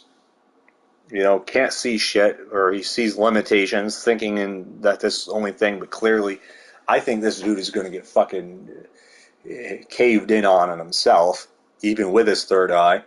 He's full of himself, that if he's either gonna keep himself, and if he keeps himself, he's gonna become an enemy. This version of Doctor Strange would be end up evil as shit probably if he keeps himself. And then if he doesn't keep himself, then he's gonna lose himself. And he will end up. There's no way that I can even see Doctor Strange, this version of Doctor Strange, even, because he's such a mess, full of errors and imperfections, that he's going to be able to be as everyone would think he would be. I wouldn't be surprised if he ends up becoming the cause of Doctor Doom, and because there's an opportunity there, because of sorcery and the Fantastic Four, that all of that could lead to Doctor Doom. But I think Doctor Doom's too early as well. I'll go as far as to say it's too early. There's the Fantastic Four. I think is the script. If I were working with the disaster that we have that has just been created, then I would, we have to base off the '60s, and we can't just live. And it's a 10 seconds of fame scenario in the '60s, so people don't know what the fuck's going on. I wouldn't be a bit surprised if Steve Rogers is in this.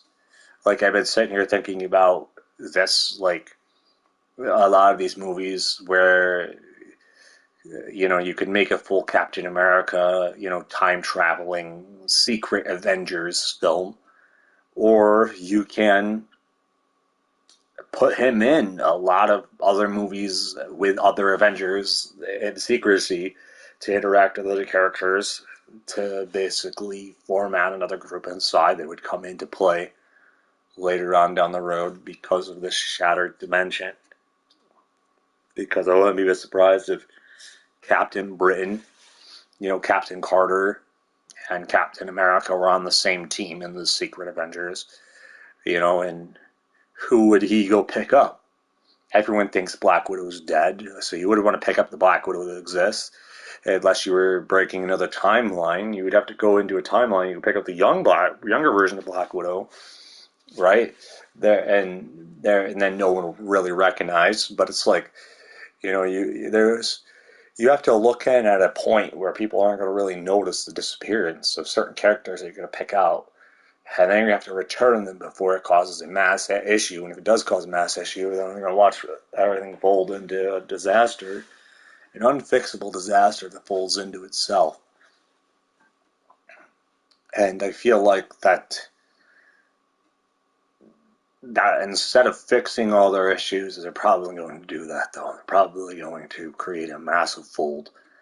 Because they're going to be like, oh, this is too much. I'm thinking right now, and they're going to be like, let's just fold this in and let it collide and destroy universes and just take all the errors from previous films and just completely disintegrate what happens. I wouldn't be a bit surprised if they try to cram a Tobey Maguire Spider-Man 4 inside Secret Wars, for an example, because so they don't have to go in and make a Spider-Man 4 with Tobey Maguire, which kind of sucks, because I think of a lot of reasons which would be cool to see an actual full Spider-Man 4 movie dedicated off of Tobey Maguire and and everyone who's in there before people pass away. Like, they're all focused, let's use Tom Holland. Tom Holland is young, man. Tom Holland is healthy as shit. At least he looks like it. These other people aren't going to be around forever. So it's like, I think that they should be more worried about Sam Raimi's Spider-Man than at least one more Sam Raimi actual Spider-Man movie than even The Amazing Spider-Man 3, because at least they could bring The Amazing Spider-Man 3 because people will still be alive to do Amazing Spider-Man 3. You see what I'm saying? But I wouldn't want people to be like, oh, we got nothing but time. Actually, you don't have nothing but time. People die. And if you want to do something remarkable with the people that were in these films, you are going to want a Spider-Man 4 that does not have Tom Holland in it, or Andrew Garfield in it. And you're going to want an Amazing Spider-Man 3 as well, and you're going to want a Spider-Man 4 that only has Tom Holland before you go and do these other things. You can introduce Miles Morales. That's not a bad idea, the things. But I don't think Miles Morales is where you'd come into Tobey Maguire. I will say, if anybody's going to have a baby, that it would be, if you're going to do a version of a Spider person, then you would just change up the script to Jessica Parker. And instead of just Parker being the way it is, if they're so okay with altering it, I will go as far as saying that I would have it so Tobey Maguire Spider-Man has a baby with his MJ in the movie that is Jessica Parker. The only thing I would say that you could actually see in Spider-Man 4 that is even connected to that I would even have involved with Sam Raimi's Spider-Man 4 in this script. The only thing I would do with this that would be related to No Way Home is that because when you're watching this, nothing has changed. He's having dreams inspired, because you want a real life sequel, but you also don't want to address a situation that's going to fucking ruin the movie, because that's setting up for another movie, right? Setting up for something else.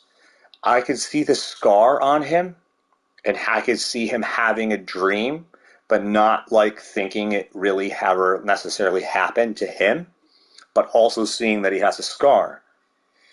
And I could see at the end credits addressing Sandman's situation, so people don't have to give a shit about the end credits scene if they don't want to, right? I think that's an opportunity because this is a Sam Raimi Spider-Man 4, and that for all those other things on the side, this ain't anything to do with the Spider-Verse. This is a farewell, goodbye, last movie for him, and for as a solo film before they take him and go into what they're going to do. The same thing. I have actually already written versions of Spider-Man 4 without Tom Holland, without Andrew Garfield, but with this Spider-Man 4 has it's centered off Sam Raimi's Spider-Man with him actually having a child. I had Aunt May in it, very much alive. I wanted to bring her back into this movie as well, and have her it feel very real as much as it was before. There's the villain that I see in Spider-Man 4 is, honestly, I have been thinking about this for some time now, because the only gap holes, the only thing that Spider-Man has issues with the previous was that there was a couple mystery points, right, that were left, like the symbiote, for example. And he already mentioned that he had the symbiote, which was very real, and that he could actually still have a symbiote problem after Spider-Man 3. That I think there can be room for him considering retirement and making it work with his girl, with MJ, but also see an opportunity to cast the same actress who played Gwen Stacy, because this version of, obviously, the Venom that they had, Eddie Brock, is dead. So this would be an opportunity to give her the spotlight in a scene of getting a hold of the symbiote and becoming not Spider-Gwen. We could right to Venom Gwen with Spider-Man 4 with Sam Raimi's. Having Venom Gwen, but I also see there ain't no doctor, there ain't no human lizard, because I probably would have him leave a message behind in the movie where he probably would be killed. I feel like I would kill him in the movie, but he would, and with the Sandman, I feel like he's off with his family. He doesn't really want to get much involved, but he's still around in the background before he comes back without his powers. But I felt like at the end of this movie that if everyone was leaving when they were about to die, and you really look at it, and there's a joke online about the Green Goblin and when he was taken, it really depends on when they were taken. And, he's going to still end up dead, right? If you're curing people and sending them back, what are you doing but creating a disaster?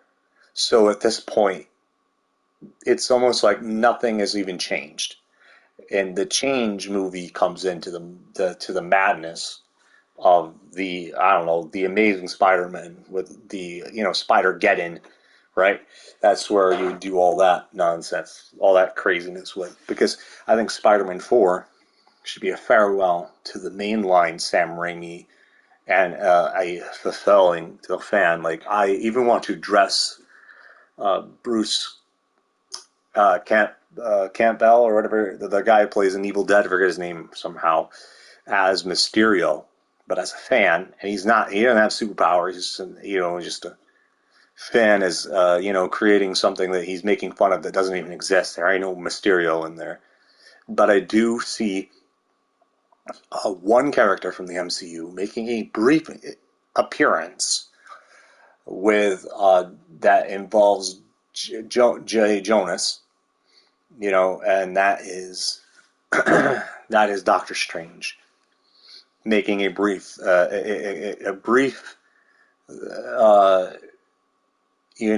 showing up for a brief moment without him being around Spider-Man, but having him around Jonas instead, and a scene that I kind of feel like that how I would handle it, because I don't want it to take over is I would handle it like, Harry Potter and the Half-Blood Prince, the book, not the movie. Like while the minister goes to visit, the Minister of Magic goes to visit the Muggle minister, right? I kind of see him in the background, like when he blurted that out. No one knew who the hell Doctor Strange was. He was the only one in the room that knew who the fuck Doctor Strange. He just, like when someone blurts someone out, because I feel like he does know who Doctor Strange is. Like some part of him knows him. And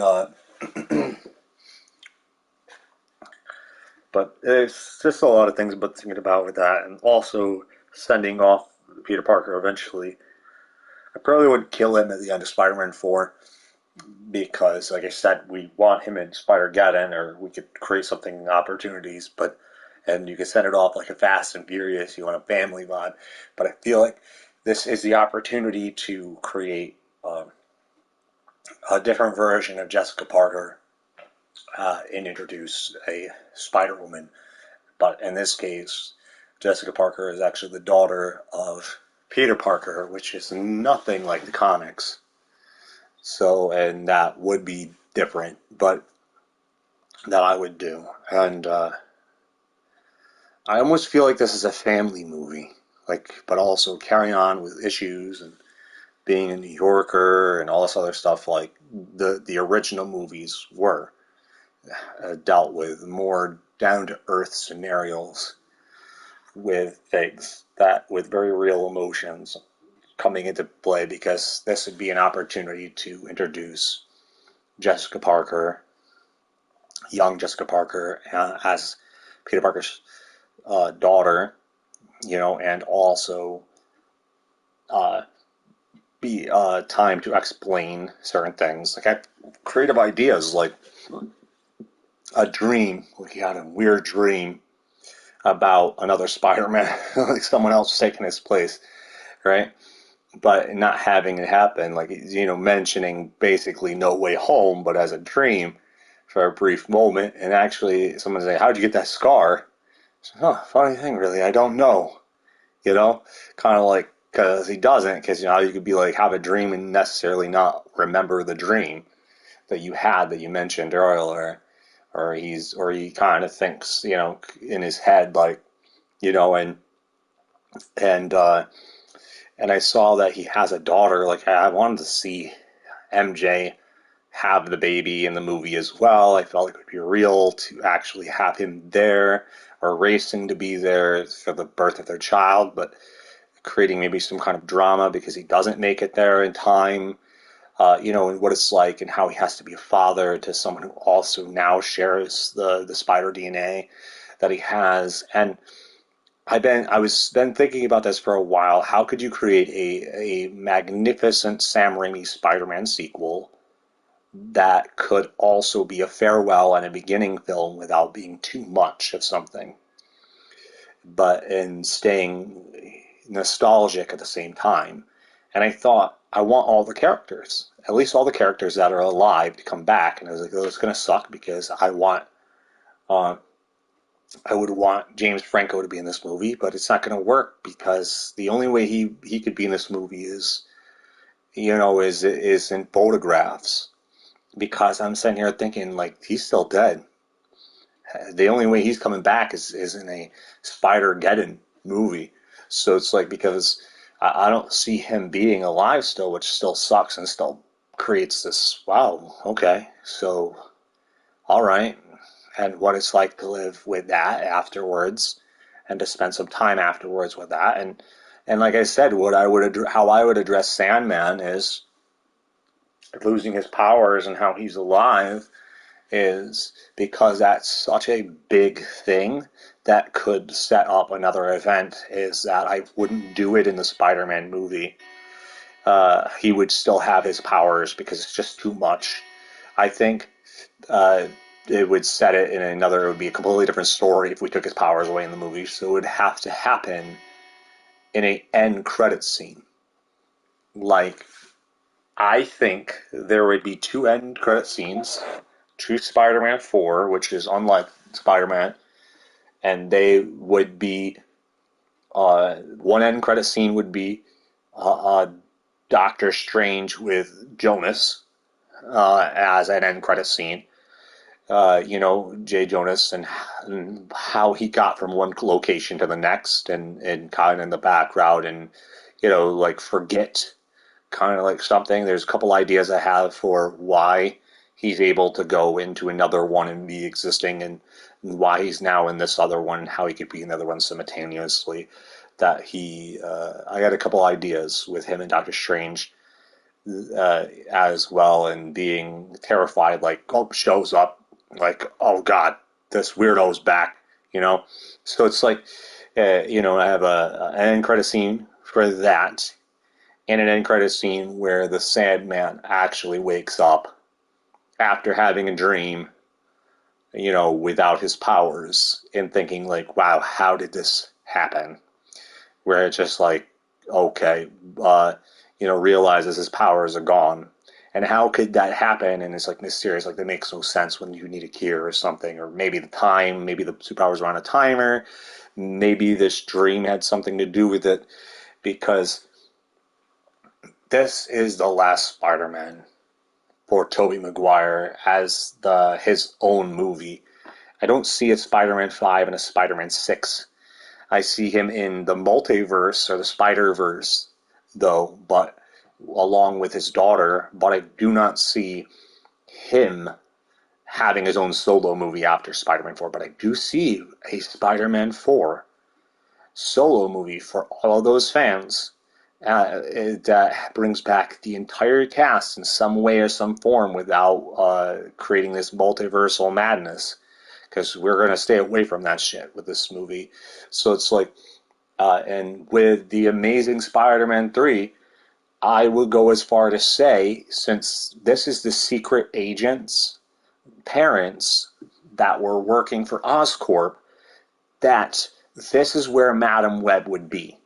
If I were in control of Madam Web, and Madam Web being a part of multiple universes, and if she was involved in one of these universes big time, it would have been Andrew Garfield's universe in the background secretly. And I feel like when we look at Venom and we study Venom and how Venom does not know Venom 2 until the after credits of Venom 2. Like, Venom has, the symbiote itself feels familiar, but still doesn't really know, somehow doesn't know. But he's gaining collection, right? There's something off about him, right? That this tells me that this is some kind of pocket verse, is what this tells me, that has villains without Spider-Man. So, and which means if I were to throw Kraven the Hunter and fucking Morbius, if I were, and even take the Vulture from another and put him into this without a Spider-Man, then be like, what? Then clearly some vortex was open that no one saw, and that this was basically the throw all in. That just happened to be Venom, the one that where Venom takes place in. Because if you think about it, Morbius takes place in the same exact universe as Venom, and I feel like when they threw Vulture into it, there ain't no Spider-Man yet. So Spider-Man would have to be thrown into that. So there is no Andrew Garfield in that one. There is no Tom Holland in that one. There is no Spider-Man at all in that one until you throw a Spider-Man in that one. See what I'm saying? Like, that's where you start throwing shit. Why is there an Oscorp that looks like the Oscorp in Amazing Spider-Man? Because they probably threw that somehow. Because if Madam Web's a part of his, in this thing, I wouldn't be a bit surprised if the first Spider-Man universe to be destroyed would be Andrew Garfield's. Like, where it would literally just, I could totally see this movie with him starting off dark, dealing with his losses, and I can even see him taking out Oscorp in the beginning and never getting a real, you never get a explanation for, like, right, you have all these all these things that are set in the back. What the fuck were they doing? What was the plan? They were trying to create a Sinister Six in the background, this corporation. How did they have all of these things ready for villains? Like, were they waiting to make villains? Or did they collect these things from other villains from another universe that this corporation happened to be part of another universe stealthily? Like, is there a actual paradox, supernatural side hidden to the Andrew Garfield, even with the science side behind it? Did they use science somehow to rip through paradoxes? Is what I'm thinking with the Oscorp. This is why I think why it's the same damn Oscorp tower, because I think they were involved somehow with an even discovery of Madam Web somehow. Like, if there was an organization of villains, they would be coming secretly, like someone trying to control it. It would have been then on the side of the villains, but on the side of the Amazing Spider-Man, they would have been thrown into the Pocketverse, which probably means that Black Cat Rhino scene is probably them taken straight out of the Amazing Spider-Man, thrown into that Pocketverse. Because there's probably a lot, like a portal doorway of madness that is going on, that I think, when you look at Andrew Garfield's Spider-Man, that seeing him shut down and having a lot of answers not solved, and seeing him go bitter in the beginning of the movie, and seeing how he deals with things without anyone, that I feel like he's going to somehow be aware of what happened in No Way Home. Because I feel like this is the case where he is very much aware, because he goes up and comes back. But he realizes that when he comes back, that with everything that's going on and within, he's going to be looking for answers, because he's going to be like, what changed, what didn't change, and what was washed away that was going to be, and why was that happening? Like, I almost feel like this is the opportunity to open what I call the LA Nora Poach, or the Nora Poach of Spider-Man, of the detective version of Spider-Man as well, behind it all, like to give him purpose. Because if he comes back and there is no Gwen Stacy, he's going to be devastated, and he's going to be looking for his MJ. I always felt like there's going to be like, okay, well, where's my MJ then? And I feel the soul-crushing soul behind Andrew's Spider-Man, and seeing like him hugging his aunt, because his aunt is all he has left. Because I don't see any point in killing her. I could still see having her be alive in another universe, but if he can't get to her to come back to the universe. But I also see an opportunity, because this is where I thought, how could we make Emma Stone Spider-Gwen? I think she would have been great as Spider-Gwen, but here's the problem with The Amazing Spider-Man. The Amazing Spider-Man didn't just get his powers off a spider bite. He got them different. His DNA was altered at birth to be able to withstand the spider bite. So remember that in the Amazing Spider-Man 3 universe, no one can get bitten by the spider and get superpowers by the super spider, but someone with the DNA that is engineered to be able to get that power. So in this case, if you were going to give her the powers, you'd have to alter the entire timeline, where somehow she had parents that did that to her. You see what I'm saying? Like, in that, or she would be coming from a completely different universe. And this is why I think, and this is where I'm going to say for Emma Stone, that she doesn't come back for Amazing Spider-Man 3 until an end credit scene. And here's why. because I see her being in Tom Holland's Spider-Man. If there's a time to bring another character, a version of a character, to life, this is it. People have been saying, well, I could see Miles Morales, the next door neighbor. I can see that as an option too, at this point in Tom Holland's storyline. I can also see, I will agree with those fans. That's very realistic. That's very actually well done. I would agree with that one. But you also have to address the spiders that are going to give these people powers, which means here's an idea. Here's an idea.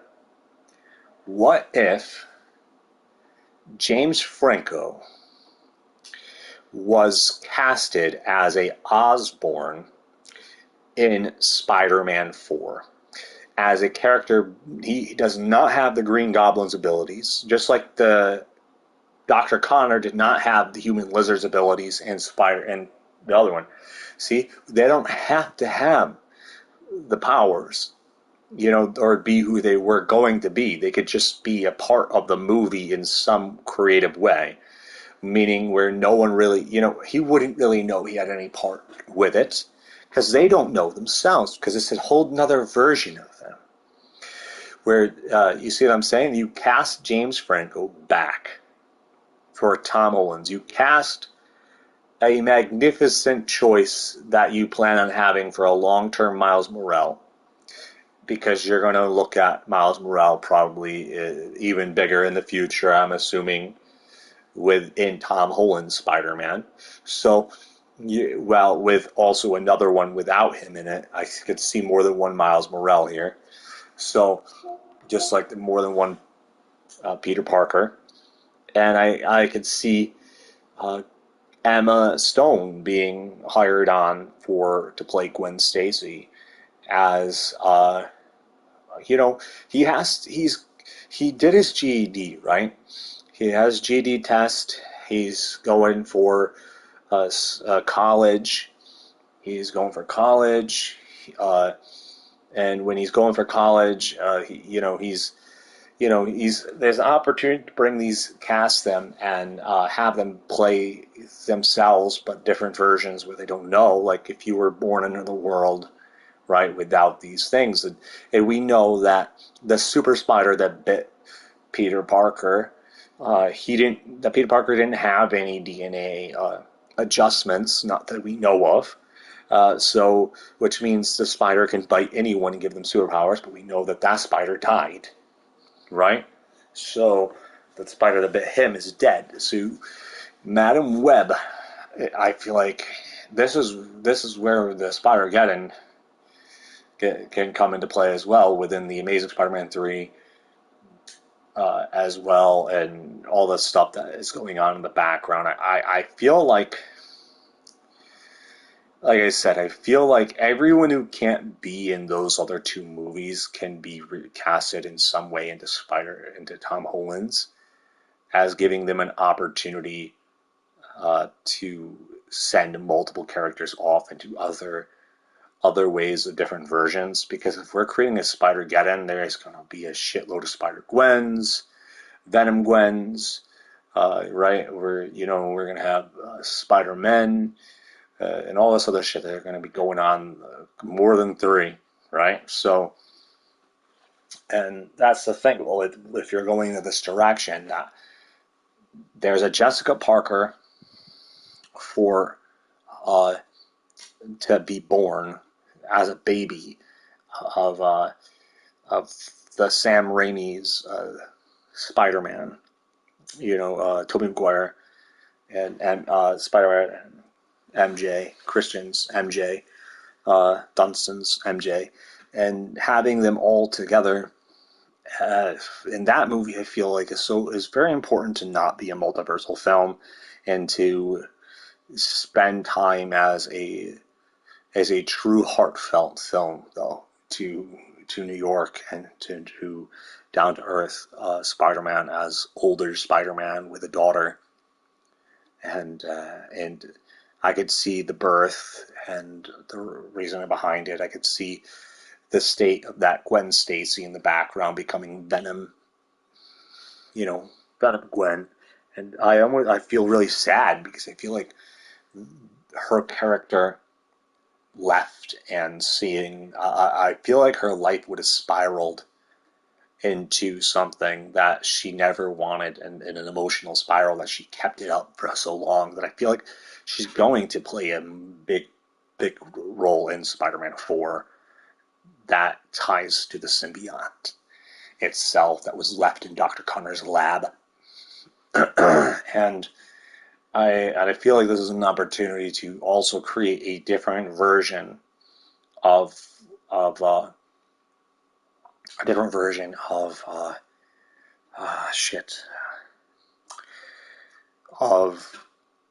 the military shutting down things and a restriction on things after the incident, which you could almost feel like less of a need for Spider-Man because there ain't no Vulture going to be able to rise or Green Goblin able to rise in that universe.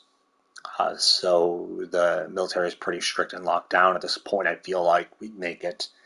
But the symbiote is what would creep and crawl, and I feel like in the background it would be a serial killer.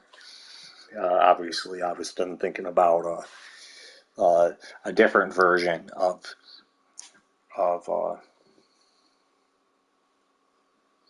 Carnage, as well as kind of things in the background to see a different version as well there, and before we send off them into the Spider-Geddon and into the Secret Wars.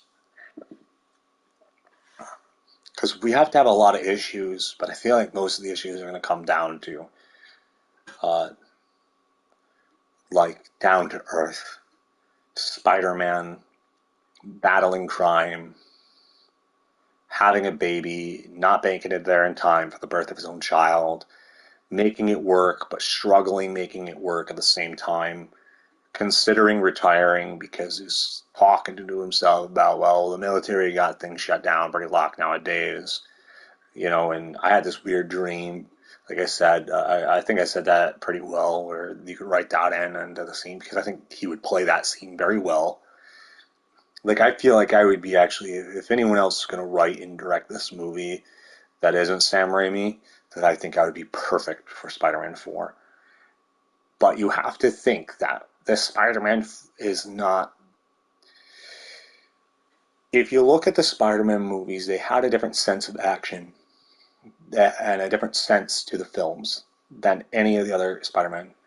And I want to keep that sense to it, while also opening up a future for, particularly, like I said, Jessica Parker in that particular one, and to see, but differently, with as his daughter, and how he's able to have a family. And I want to see that actress return as Aunt May, because it's going to be amazing to see her return back for Spider-Man 4, and to be very much alive in it as a part of the family. Because I have no intention on having her character be, left out of this movie. And I think it's important to have her in this movie. And because I feel like all it takes, and I'm going to say this, and this might fuck up, a couple deaths to the no return, where this movie will never be done properly. Because if you do wait too long on the Sam Raimi Spider-Man 4, it will never be made. Because if it is made, it just won't come out right. It will end up being a fast forward, skip yada yada yada action fest to the get in, which we really miss out on the emotional, respect of the original films to come in and be like, hey, here's Spider-Man 4.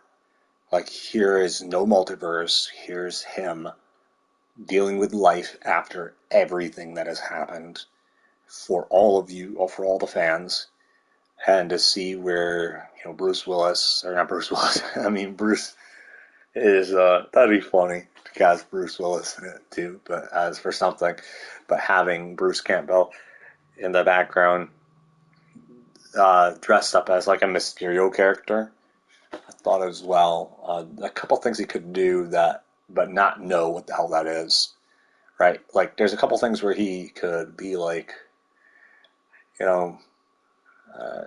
I think maybe he's an actor in Spider-Man 4 or something, because he has a different career in every single Spider-Man, in all three Spider-Man movies. So it's funny because he's going to have a different job in Spider-Man 4 as well, but I'm going to have him very much in the movie or a scene. And I feel that this movie could be a true love letter to the originals, and also a legacy continue, because they could talk about their family at dinner like normal New Yorkers, and having a baby next to them named Jessica Parker.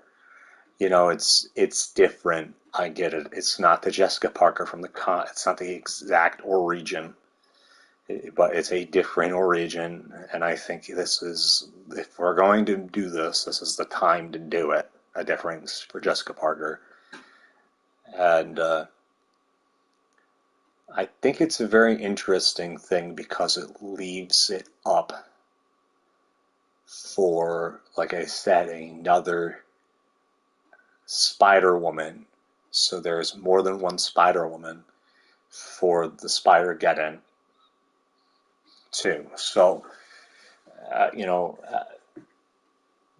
for Spider to do the Spider-Verse.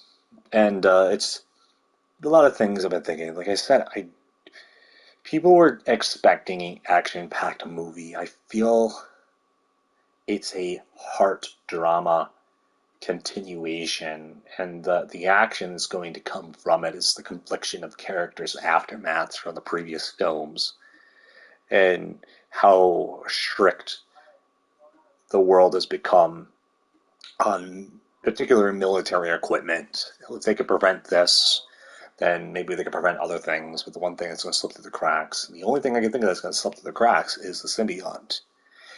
And I'm thinking this is an opportunity for a pretty fucking intense kind of new approach with the symbiote that is going to be almost like a horror vibe, I feel like. Just like Venom, their version of Venom was No Return. And I think that we could do something with Venom and Gwen and a Starship Lover, kind of like Credus, or what was his name? But Carnage, for example, and having a approach of this to be interesting and kind of sad, because I feel like what we're doing is that, if Spider-Man is going to Sandman, the Sandman is with his family, making it work to the point where Spider-Man is not arresting the Sandman, right? But he's arresting or getting other people, like other average crooks, and cleaning up and preventing things from happening. Like, we'd spend a lot of time, I think, with land average, people that aren't big threats, that because of New York, in showing you, like, wow, spending time in New York with just barely, no superhero threats, and except for people with weapons, right?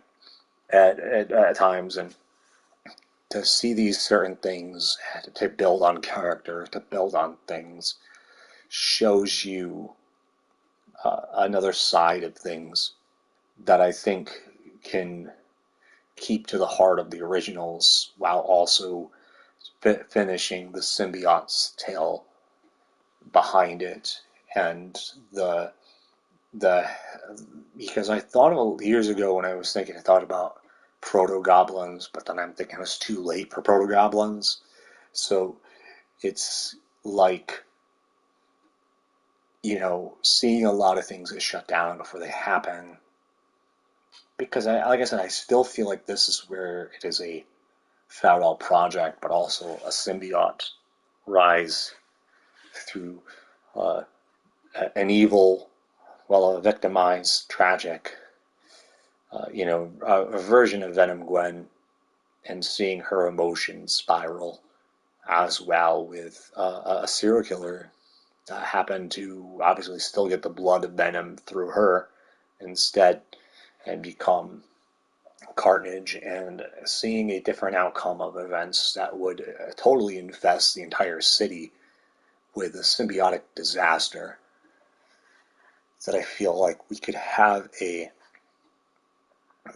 opportunity to tell a whole movie as a respect mirror to as a ending film for everything, while being peaceful and loving to the originals and emotional to the originals, and still go towards an ending that can not just introduce the first stages of Jessica Parker's Spider-Woman, but also the Venomverse, and how the symbiote there can be traveled back and forth, and how it could collide and have an effect in the future.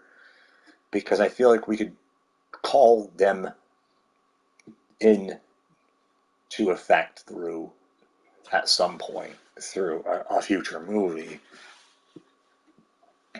And later on, see, because I feel like there are only probably 2 or 3 more movies where you'll probably get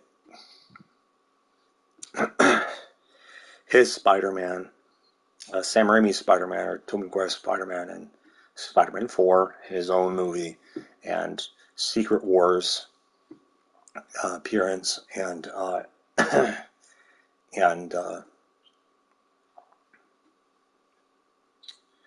Spider-Geddon, and that would be it.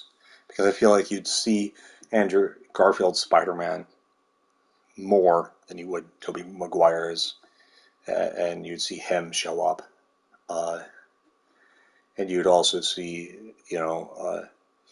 Jessica Parker, the daughter version, show up. And I think this is an interesting approach to creating something in the future. Different versions, and I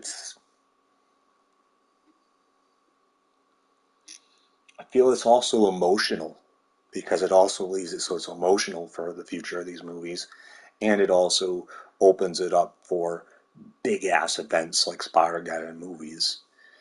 If we do this just right, and you don't need, like I said, you could do all this with Spider-Man 4 and the Amazing Spider-Man 3, and all the rest can be explained through the pocket verse of all the other villains with Madam Web, and why they're all in Venom's thing, and then go from there into Venomverse as well, and then things can spiral, giving more meaning into characters that are coming from places. Because we've all know that Disney wants to spend more time with Tom Holland, which I think is great, but I also think if they're not careful, you're going to miss out on opportunities for the older ones that could have had to be finished. And I think in some ways those stories are better than what they created, because if you look at Homecoming, it was actually a mistake. In the very beginning of the movie, you had a big-ass error. So, and it's almost like the story quality is good as the others, despite the action quality is better, but not the story. So it's it goes into these things that I think is going to leave open this opportunity, because I feel like if I were Disney running the Marvel Cinematic Universe side and I didn't have as much a say with Andrew Garfield or the other, what they're doing, and I'm trying to help Sony out with this, that you would, if they want to make all these villain movies, and make sure you can connect it with Madam Web and Venom, where they began with this, with a universe without Spider-Man, basically, and also do a Sam Raimi Spider-Man 4 that introduces Jessica Parker as a daughter, and a farewell movie for the fans before you go into a Spider-Gwen, get in, and also do an Amazing Spider-Man 3 movie that could,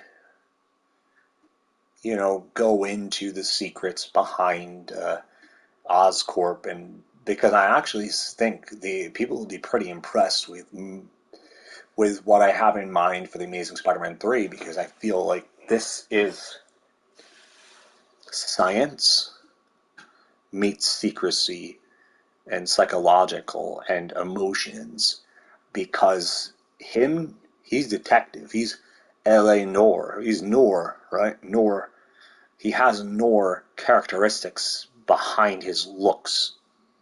He can play Spider-Man Noir as well, like there's that. So because of that detective search, go back and watch those movies. He's the most scientific Spider-Man out there right now that goes towards science. And you take him and you put him in to play against a secret organization, an organization that ain't secret. It's called Oscorp, that is actually operating with something that sounds a lot like other organizations connected to Venom's, non-Spider-Man universe that happens to have villains being thrown into it as well. So that's something to think about. So I am seeing a mirror effect and a sad approach of him looking for his MJ, and all this other shit. I could feel some emotion to the Amazing Spider-Man 3, because he's going to. It's not just a dream to him what happened. Like, it's just a dream to Tobey Maguire in Spider-Man 4, because because it's a different type of project, because it's supposed to connect and go towards this, and then it's going to open up later on, because we can open it up through we could open it up both through Doctor Strange and the Venom symbiote and the Spider-Verse itself, too. Still has opportunities for 3 different entrance points. So, to afterwards. So that just so happened to not be in the movie, because this is a different type of movie for the old school fans. The Amazing Spider-Man 3 is a continuation, but also a collapse in on itself kind of discovery of having, why is your DNA been tampered with? What were your parents really involved in? They're on a plane and the plane went down. Maybe the plane went somewhere else, and it had something to do with people messing around with something that just doesn't seem realistic, like something that they think scientifically disrupting. And I could totally see this movie as a science gone spiraled into the mind of its collapsing into a paradox that brings him to. Because if any of those 3 Peter Parker Spider-Mans are going to show up in that mess of the Madam Web Spider-Verse mess of the all the villains without Spider-Man, it's going to probably be Andrew Garfield's Spider-Man. That's going to be the first to show up in that, I feel like, in that one. So it's like, because it's going to be slipping out and slipping and things backfiring, and it's going to be an interesting emotional ride for people, going from one movie that is a unsolved mystery into another mystery that erupts, that happens to explain the unsolved mystery of the previous, by the end of The Amazing Spider-Man 3, you're going to know exactly the unsolved mystery, because the new mystery that you're not going to know all the answers to is going to answer the unsolved mysteries, though, that were in the non-closure given Amazing Spider-Man, like when he was ripped away and brought back, with which is a fantastic emotional psychological approach to both science and transition towards science to the ripping into something else that is so hard to understand because it seems like it's magic almost, like it's not even real. There's no way that something can be so fast and create a brand new reality faster than you can even process. So it's and send you off somewhere else. And it's gonna. I think it's a very interesting movie that I have for that one. Right now, I'm sitting on 3 prequel Spider-Man movies and scripts. Right? I got Tobey Maguire's own Sam Raimi Spider-Man 4, The Amazing Spider-Man 3, which The Amazing Spider-Man 3 is obviously going to do a lot of connection and explanation to things. But you also have Spider-Man 4 that's going to connect. I think The Amazing Spider-Man 3 is actually going to be able to connect to Madam Web and shit too at some point, and then you have the as well as Spider-Man 4 being able to bring in Jessica Parker as a daughter, and I think if you're going to see a Spider-Man born, a Peter Parker being born, it's going to be Andrew Garfield's Peter Parker being born. I feel like in the Madam Web you're going to see Andrew Garfield's Peter Parker being born, and how you can go from this to that. And I think this is where we could also eventually, within the Spider-Verse, Spider-Geddon, introduce the cartoon characters from the animation versions at some point into that all-villain universe, that thrown in kind of pocket-verse from all these other Spider-Verses. You see, each portal to me looks like a different Spider-Verse, different universe with a different Spider-Man, with its different villains that they're just throwing in to this universe. So happens to be just the battle royale, like throw everyone in, that kind of thing. And I think Madam Web is to connect all this. Is a great opportunity to do that. And while introducing not just Spider-Men, but Spider-Women as well. And it's just like a interesting approach to do all this in, and I think jumping into it could miss out on a lot of opportunities, though, because I think jumping into something sometimes is going so fast that you're ruining other movies that could have been, that no longer can be, because you will no longer be able to make those movies. For one, those people will be dead, right, in the real world. So you have these things to think about, and the hearts and the emotions to ask yourself, what's more important? Being a love letter transitioning to Spider-Man 4 and letting people that liked being a part of that to get a chance to come back if they want to, or to deny them the chance of ever coming back.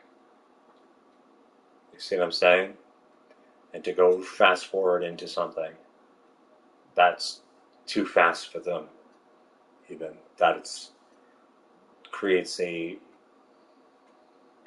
missed opportunity. In Tom Holland's Spider-Man, I did think for a while about the Fantastic Spider-Man, but I will say I also believe this is more of a Defender Spider-Man at New York City, because I also feel like this is going to be a Spider-Man that's going to be with Daredevil. I wouldn't be surprised if we put the Punisher in this movie, putting a lot of people that are going to be associated with New York at some point, right? Because you're going to see a lot of Marvel characters spend a lot of time. I personally could see using a villain that ain't even a main Spider-Man villain. Like, I get to feel like we could bring in other threats that are connected to the Defenders, Kingpin as an option, but also a gang organization.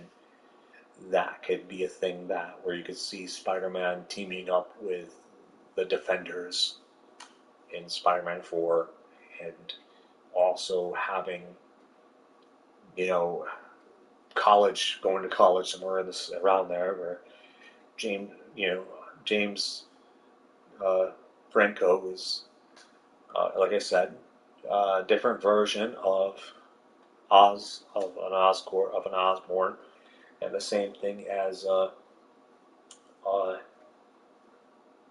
so you even think there's funny opportunities to bring in Harry Osborn. Like to bring in like the Osborns into this. So there's, if they want to be a part of it, I got tons of ideas, because this is a little more like humored. But you also have Miles Morales, which there are lots of ways of introducing Miles Morales, but I think people hit it on the nail. I will give it to the bands that said he's the neighbor, because I think that is a not just a faster way to introduce him in a good way, but it is just that at this point in that, because without creating a brand new movie just for him, which I still think that he should get his own movie as well, but not every version of someone has to get their own movie. And I think that there's this opportunity to do some crazy cool things with all this. And I like what I would do with a lot of this stuff. If I was running the organization, I would demand that everyone would follow that. And then any other spiral films they wanted to do, they had to connect. Like, I am not taking people's free will away over creative decisions. I'm just saying that anything else that goes, if it's a weird Kraven the Hunter movie that has nothing to do with Kraven the Hunter, which is going to disappoint a lot of fans, though, but if it's not, but hey, you can make it, but as long as it connects to the madhouse of the battle royale of the Madam Web, because the Madam Web movie needs to be done correctly, because if not, then oh shit, you're gonna scratch all of that. That's a mess, and you'd have to cave in and destroy that even, and make fun of that.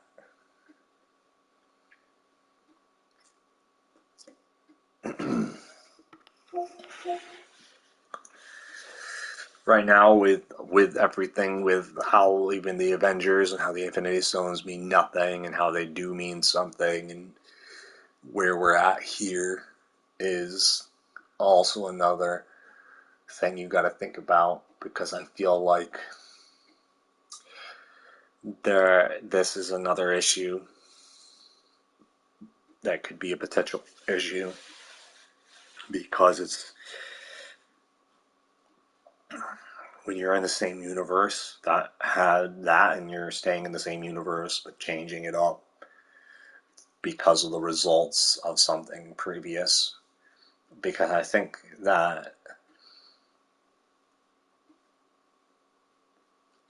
there can be there can be something sad, bittersweet sad about it. I think because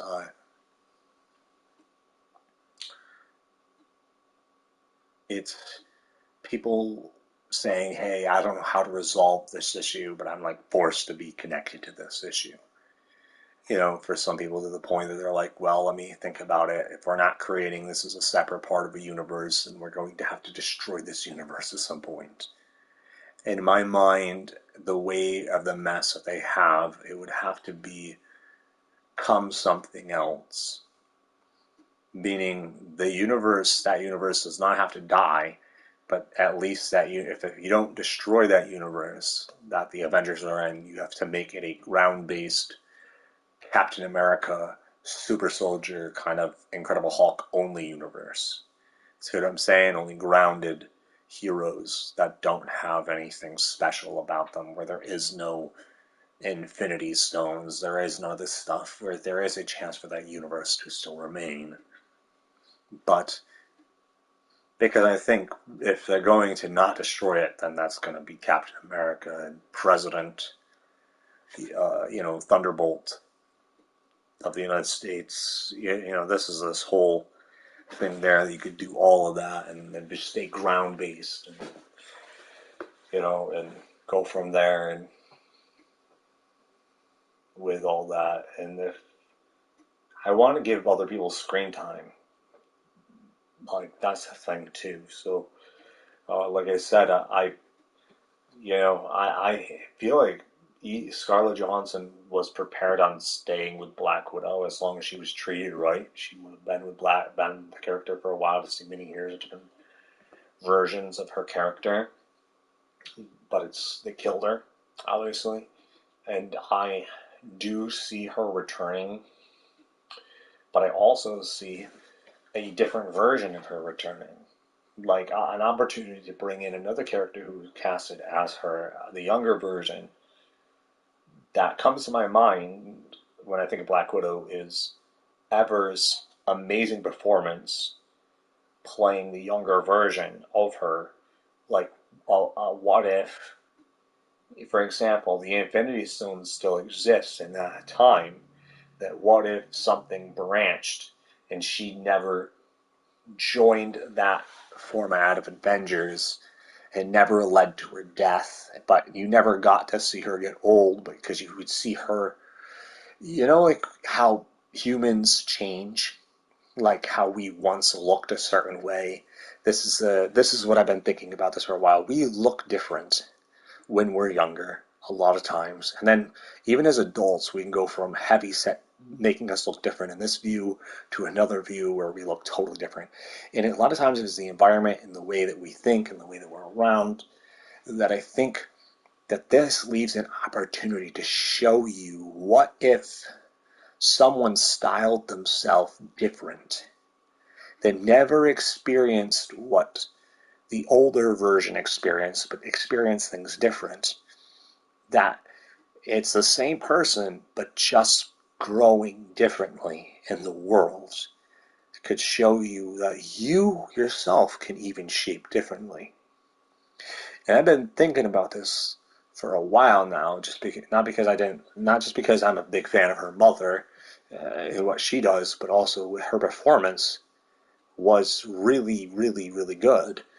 To see that that side of her growing differently in that character, like a different path. You see what I'm saying?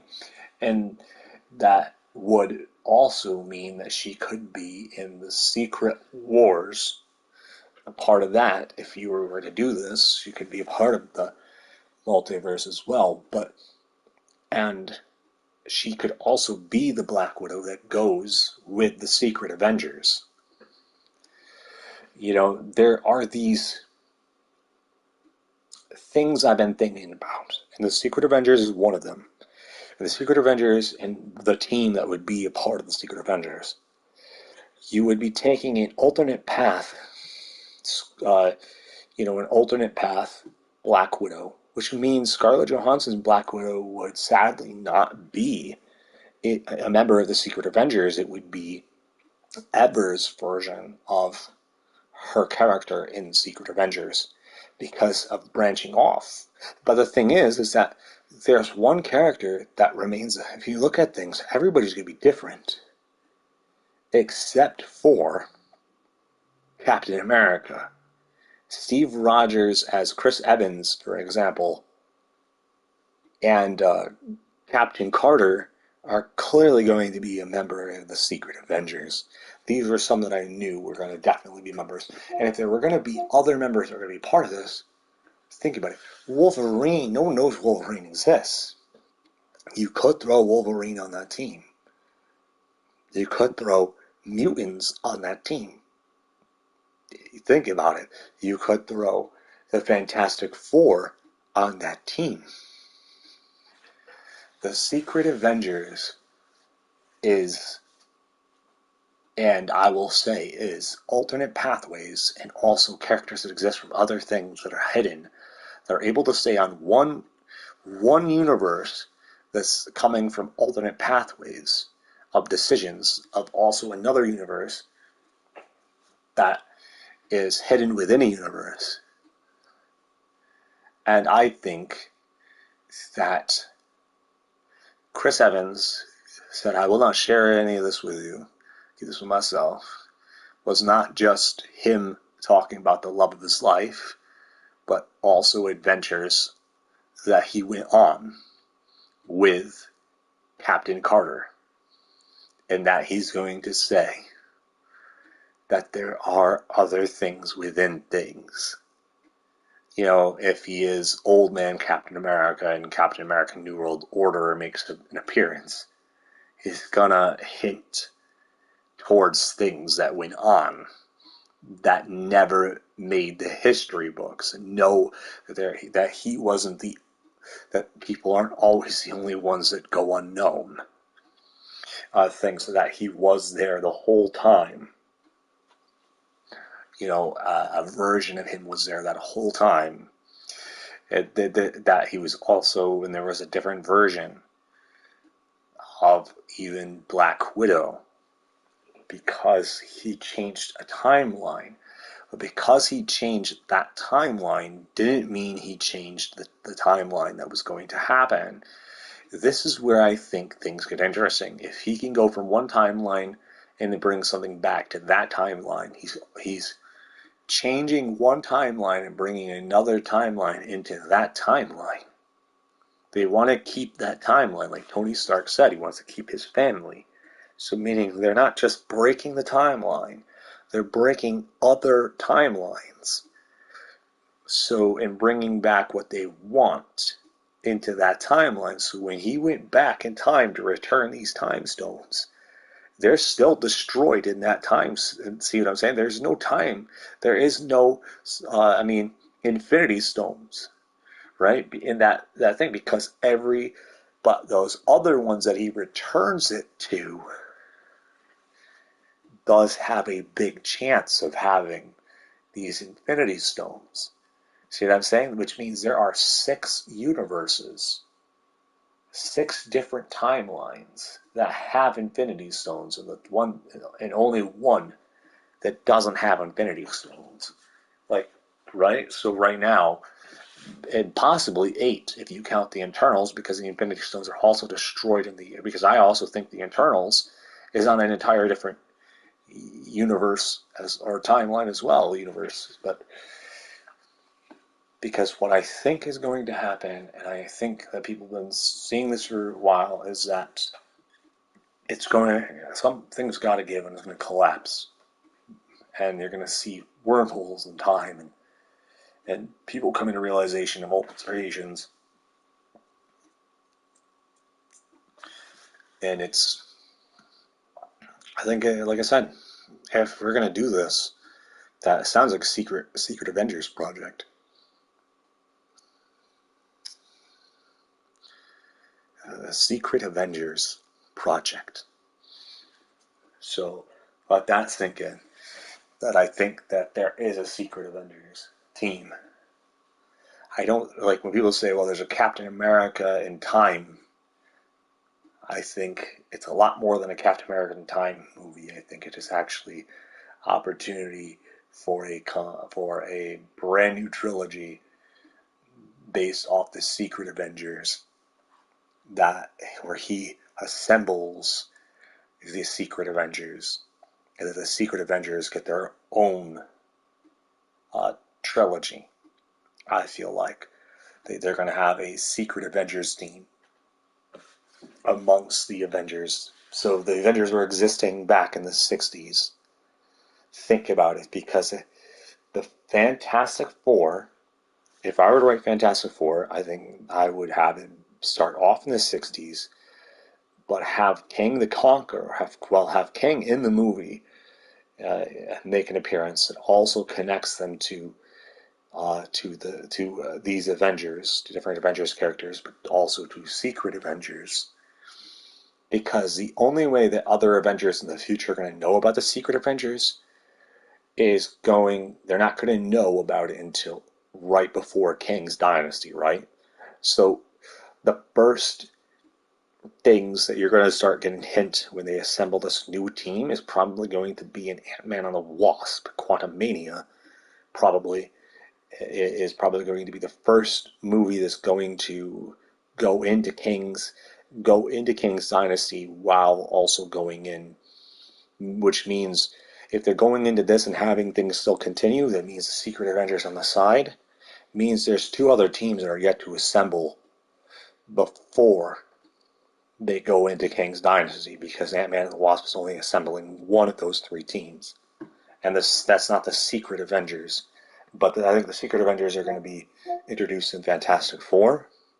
And I think the other team is actually going to be introduced in the Marvels, as early as the Marvels. I think they planned on introducing a different team with the Marvels for a while now. You think there's only girls on the team. I think this movie's going to start off with only girls on the team, but I think you're going to see the Incredible Hulk. You're going to see other people join the Marvels at the end of the Marvels. You're going to see a team assemble in the Marvels. When I first read, many years ago, Spider-Man even made a cameo in the Marvels, but I don't know if they changed that. They could have changed that, but one of the scripts did have him in it, in a scene. So there was things in this movie that were leading up to DNA changement with heavy on mutants. So I don't know how much they changed that also. That they were supposed to, if I recall, the main villain was actually going to be Rogue all along. I don't know if they kept that as the main villain and how they were going to work that. Clearly told me that it had something to do with DNA alterment and also the multiverse. So, of another situation that went down. So, I will go as far as saying that I think the mutants will be first massively introduced in the Marvels that no one actually saw coming, because I personally thought they would introduce them first in Ant-Man and the Wasp, but they actually introduced them, they started introducing them long before in secret, but I'm talking about other teams like and things like that are coming in to play, and I think that the Marvels is something, because I was sitting here thinking, what the hell are they going to do with the Eternals situation?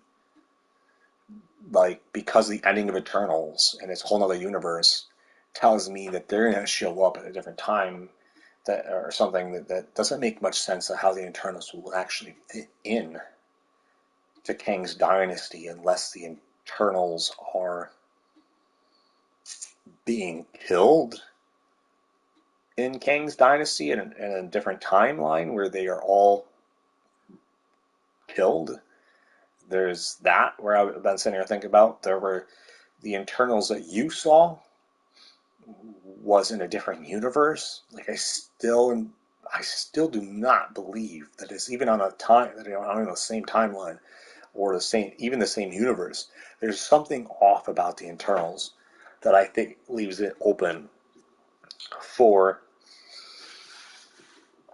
This is why I think that Eternals 2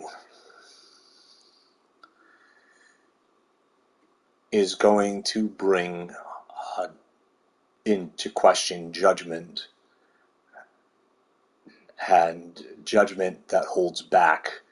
I feel like the Silver Surfer is going to be in Eternals 2, because so is Galacta is going to be in the background, but I do not believe he is going to be the main villain in Eternals 2.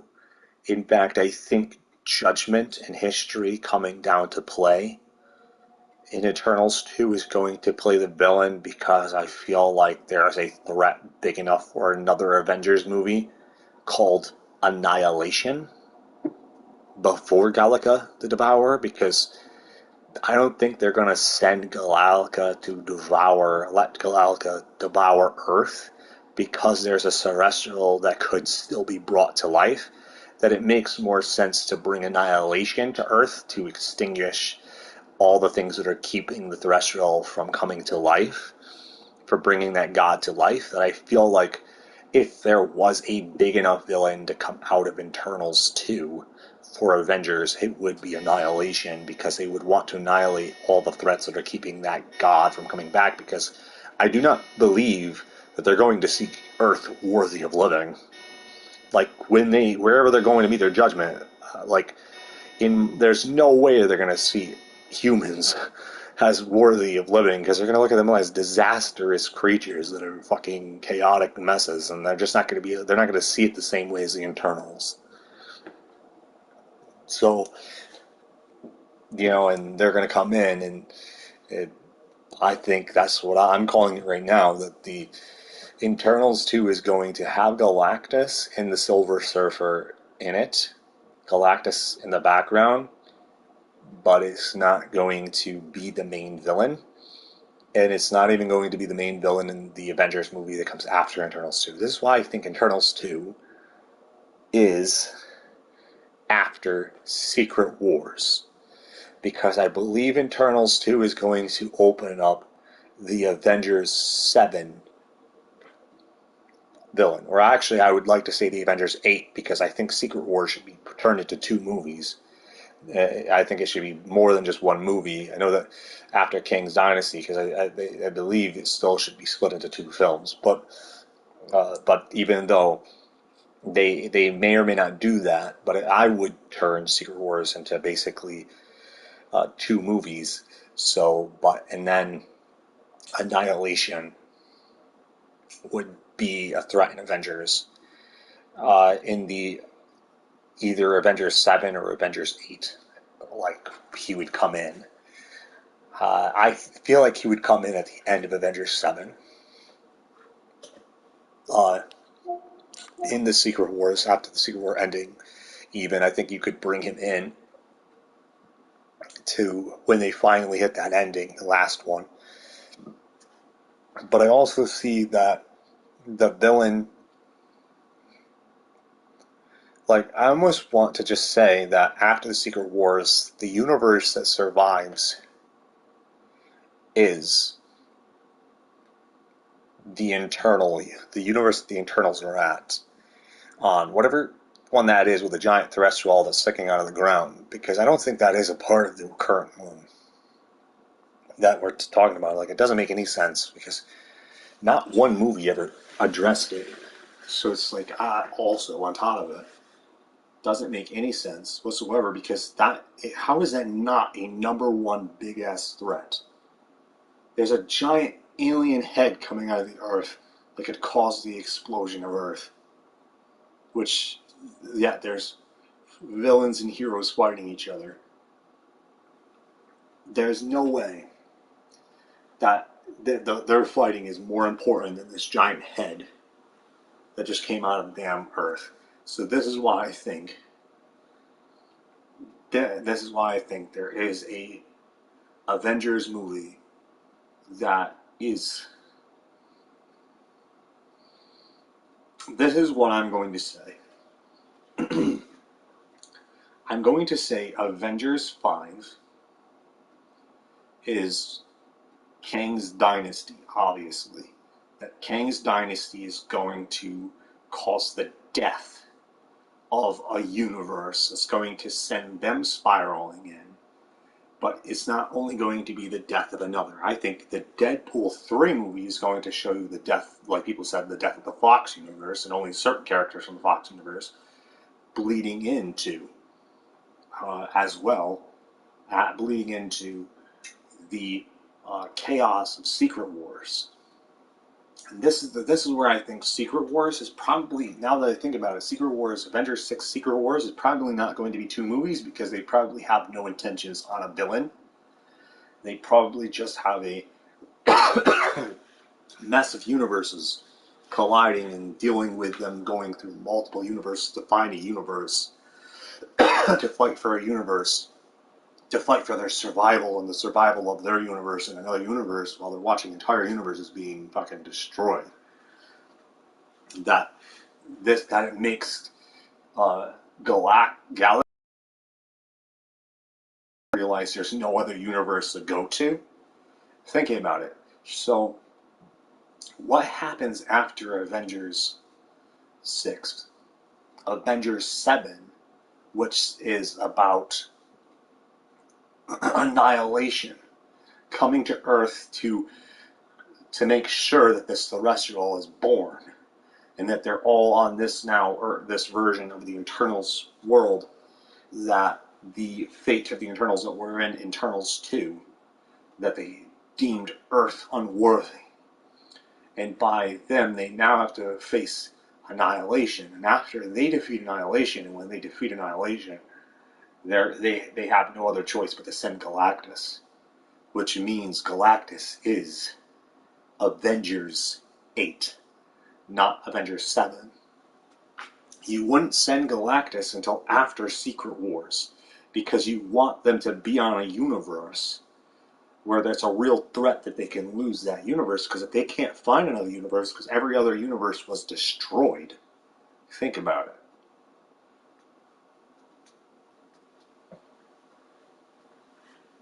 You gotta make it a real threat, because it's not much a threat if you hop to another universe and Galactus comes and destroys this universe. Then you just go to a new one.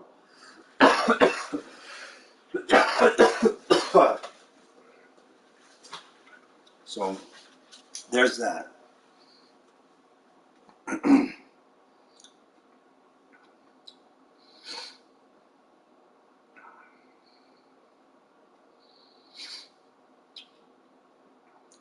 So, as Internals go, I will say the Internals 2 will probably have some musing backwards in times. Meaning, I wouldn't be a bit surprised, yes, if there is a young Thanos in like a, let me tell you about our world with Internals, because they might not want to spend a whole movie on another world of Internals, so they would have to explain all the Internals on every planet and why. So Internals 2 would do that, explain every single Internal on every single planet and the sole purpose, why they are to bring this about, and why Thanos actually, what Thanos discovered, why he went about it to do it in Internals 2. Right? So, which then comes to the conclusion, this whole movie comes to the ending of them with judgment, deciding that Earth is unworthy, and that they will send Annihilation to deal with the Internals' lack of loyalty, and and send them there to, exterminate them and to make sure that the terrestrial rises from Earth. But that will be Avengers 7, meaning like Internals 2 would be what rolls into Avengers 7.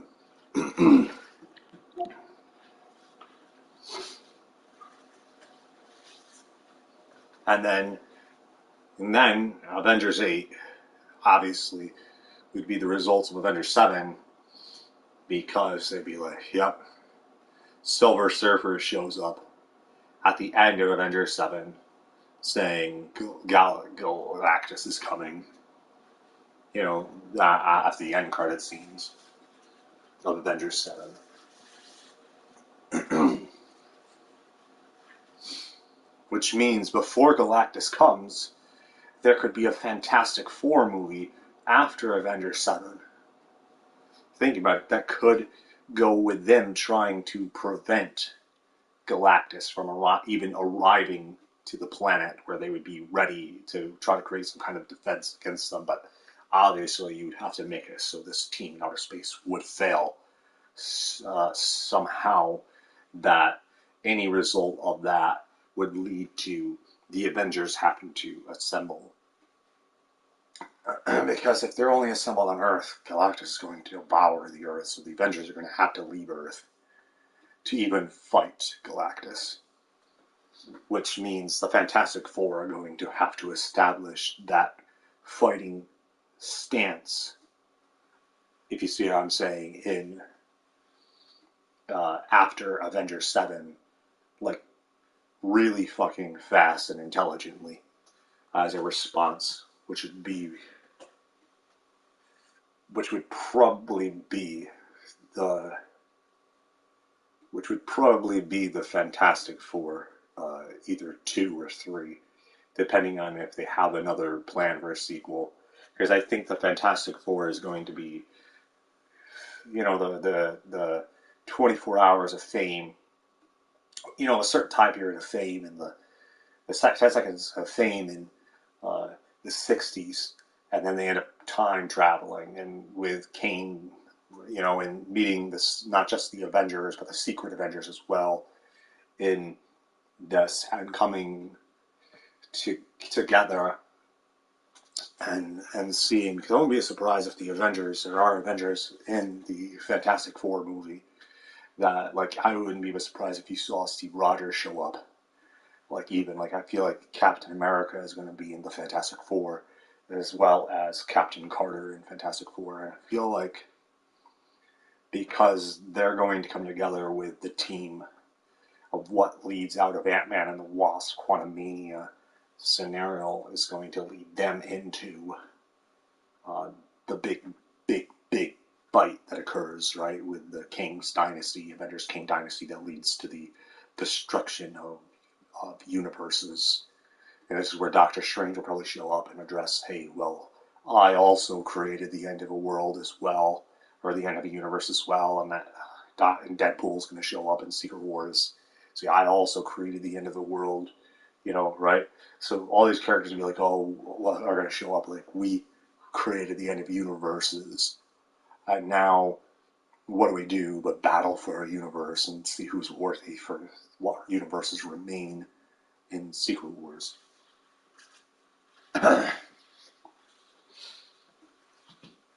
Which means they're probably not going to have, like I said, I do not think Doctor Doom is going to be a villain in Secret Wars. I think they're going to fight themselves in Secret Wars. That is what I think they're going to do with Secret Wars. And their version of Secret Wars. Because in the comics, it was Doctor Doom's pocket. It was pockets and stuff like that. And I think that's where Doctor Doom can have still. I feel like if the universes survive, the multiverse survives, it's going to be in secrecy with a character you don't want to have control of it, that you're not going to know that has control of it, obviously, until later. And that's going to be Doctor Doom. Is that they're going to have Galactus as a threat before Doctor Doom as a threat. Because Doctor Doom had the cure the whole time. You see what I'm saying? They could have stopped it at any moment, but they didn't. Because they didn't know that the fucking multiverses still exist under the control of Doctor Doom and the Pocket Verses. The surprise if Victor Von Doom ends up ruling in secrecy, making it look like they don't exist.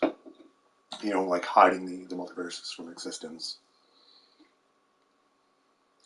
Meaning he's the only one who knows of their existence. This creates a very powerful, because if I were to do Doctor Doom, he would be both the one who morphs and takes all matter and able to control matter, but also a sorcerer. All right. Good night. Good night, San Diego.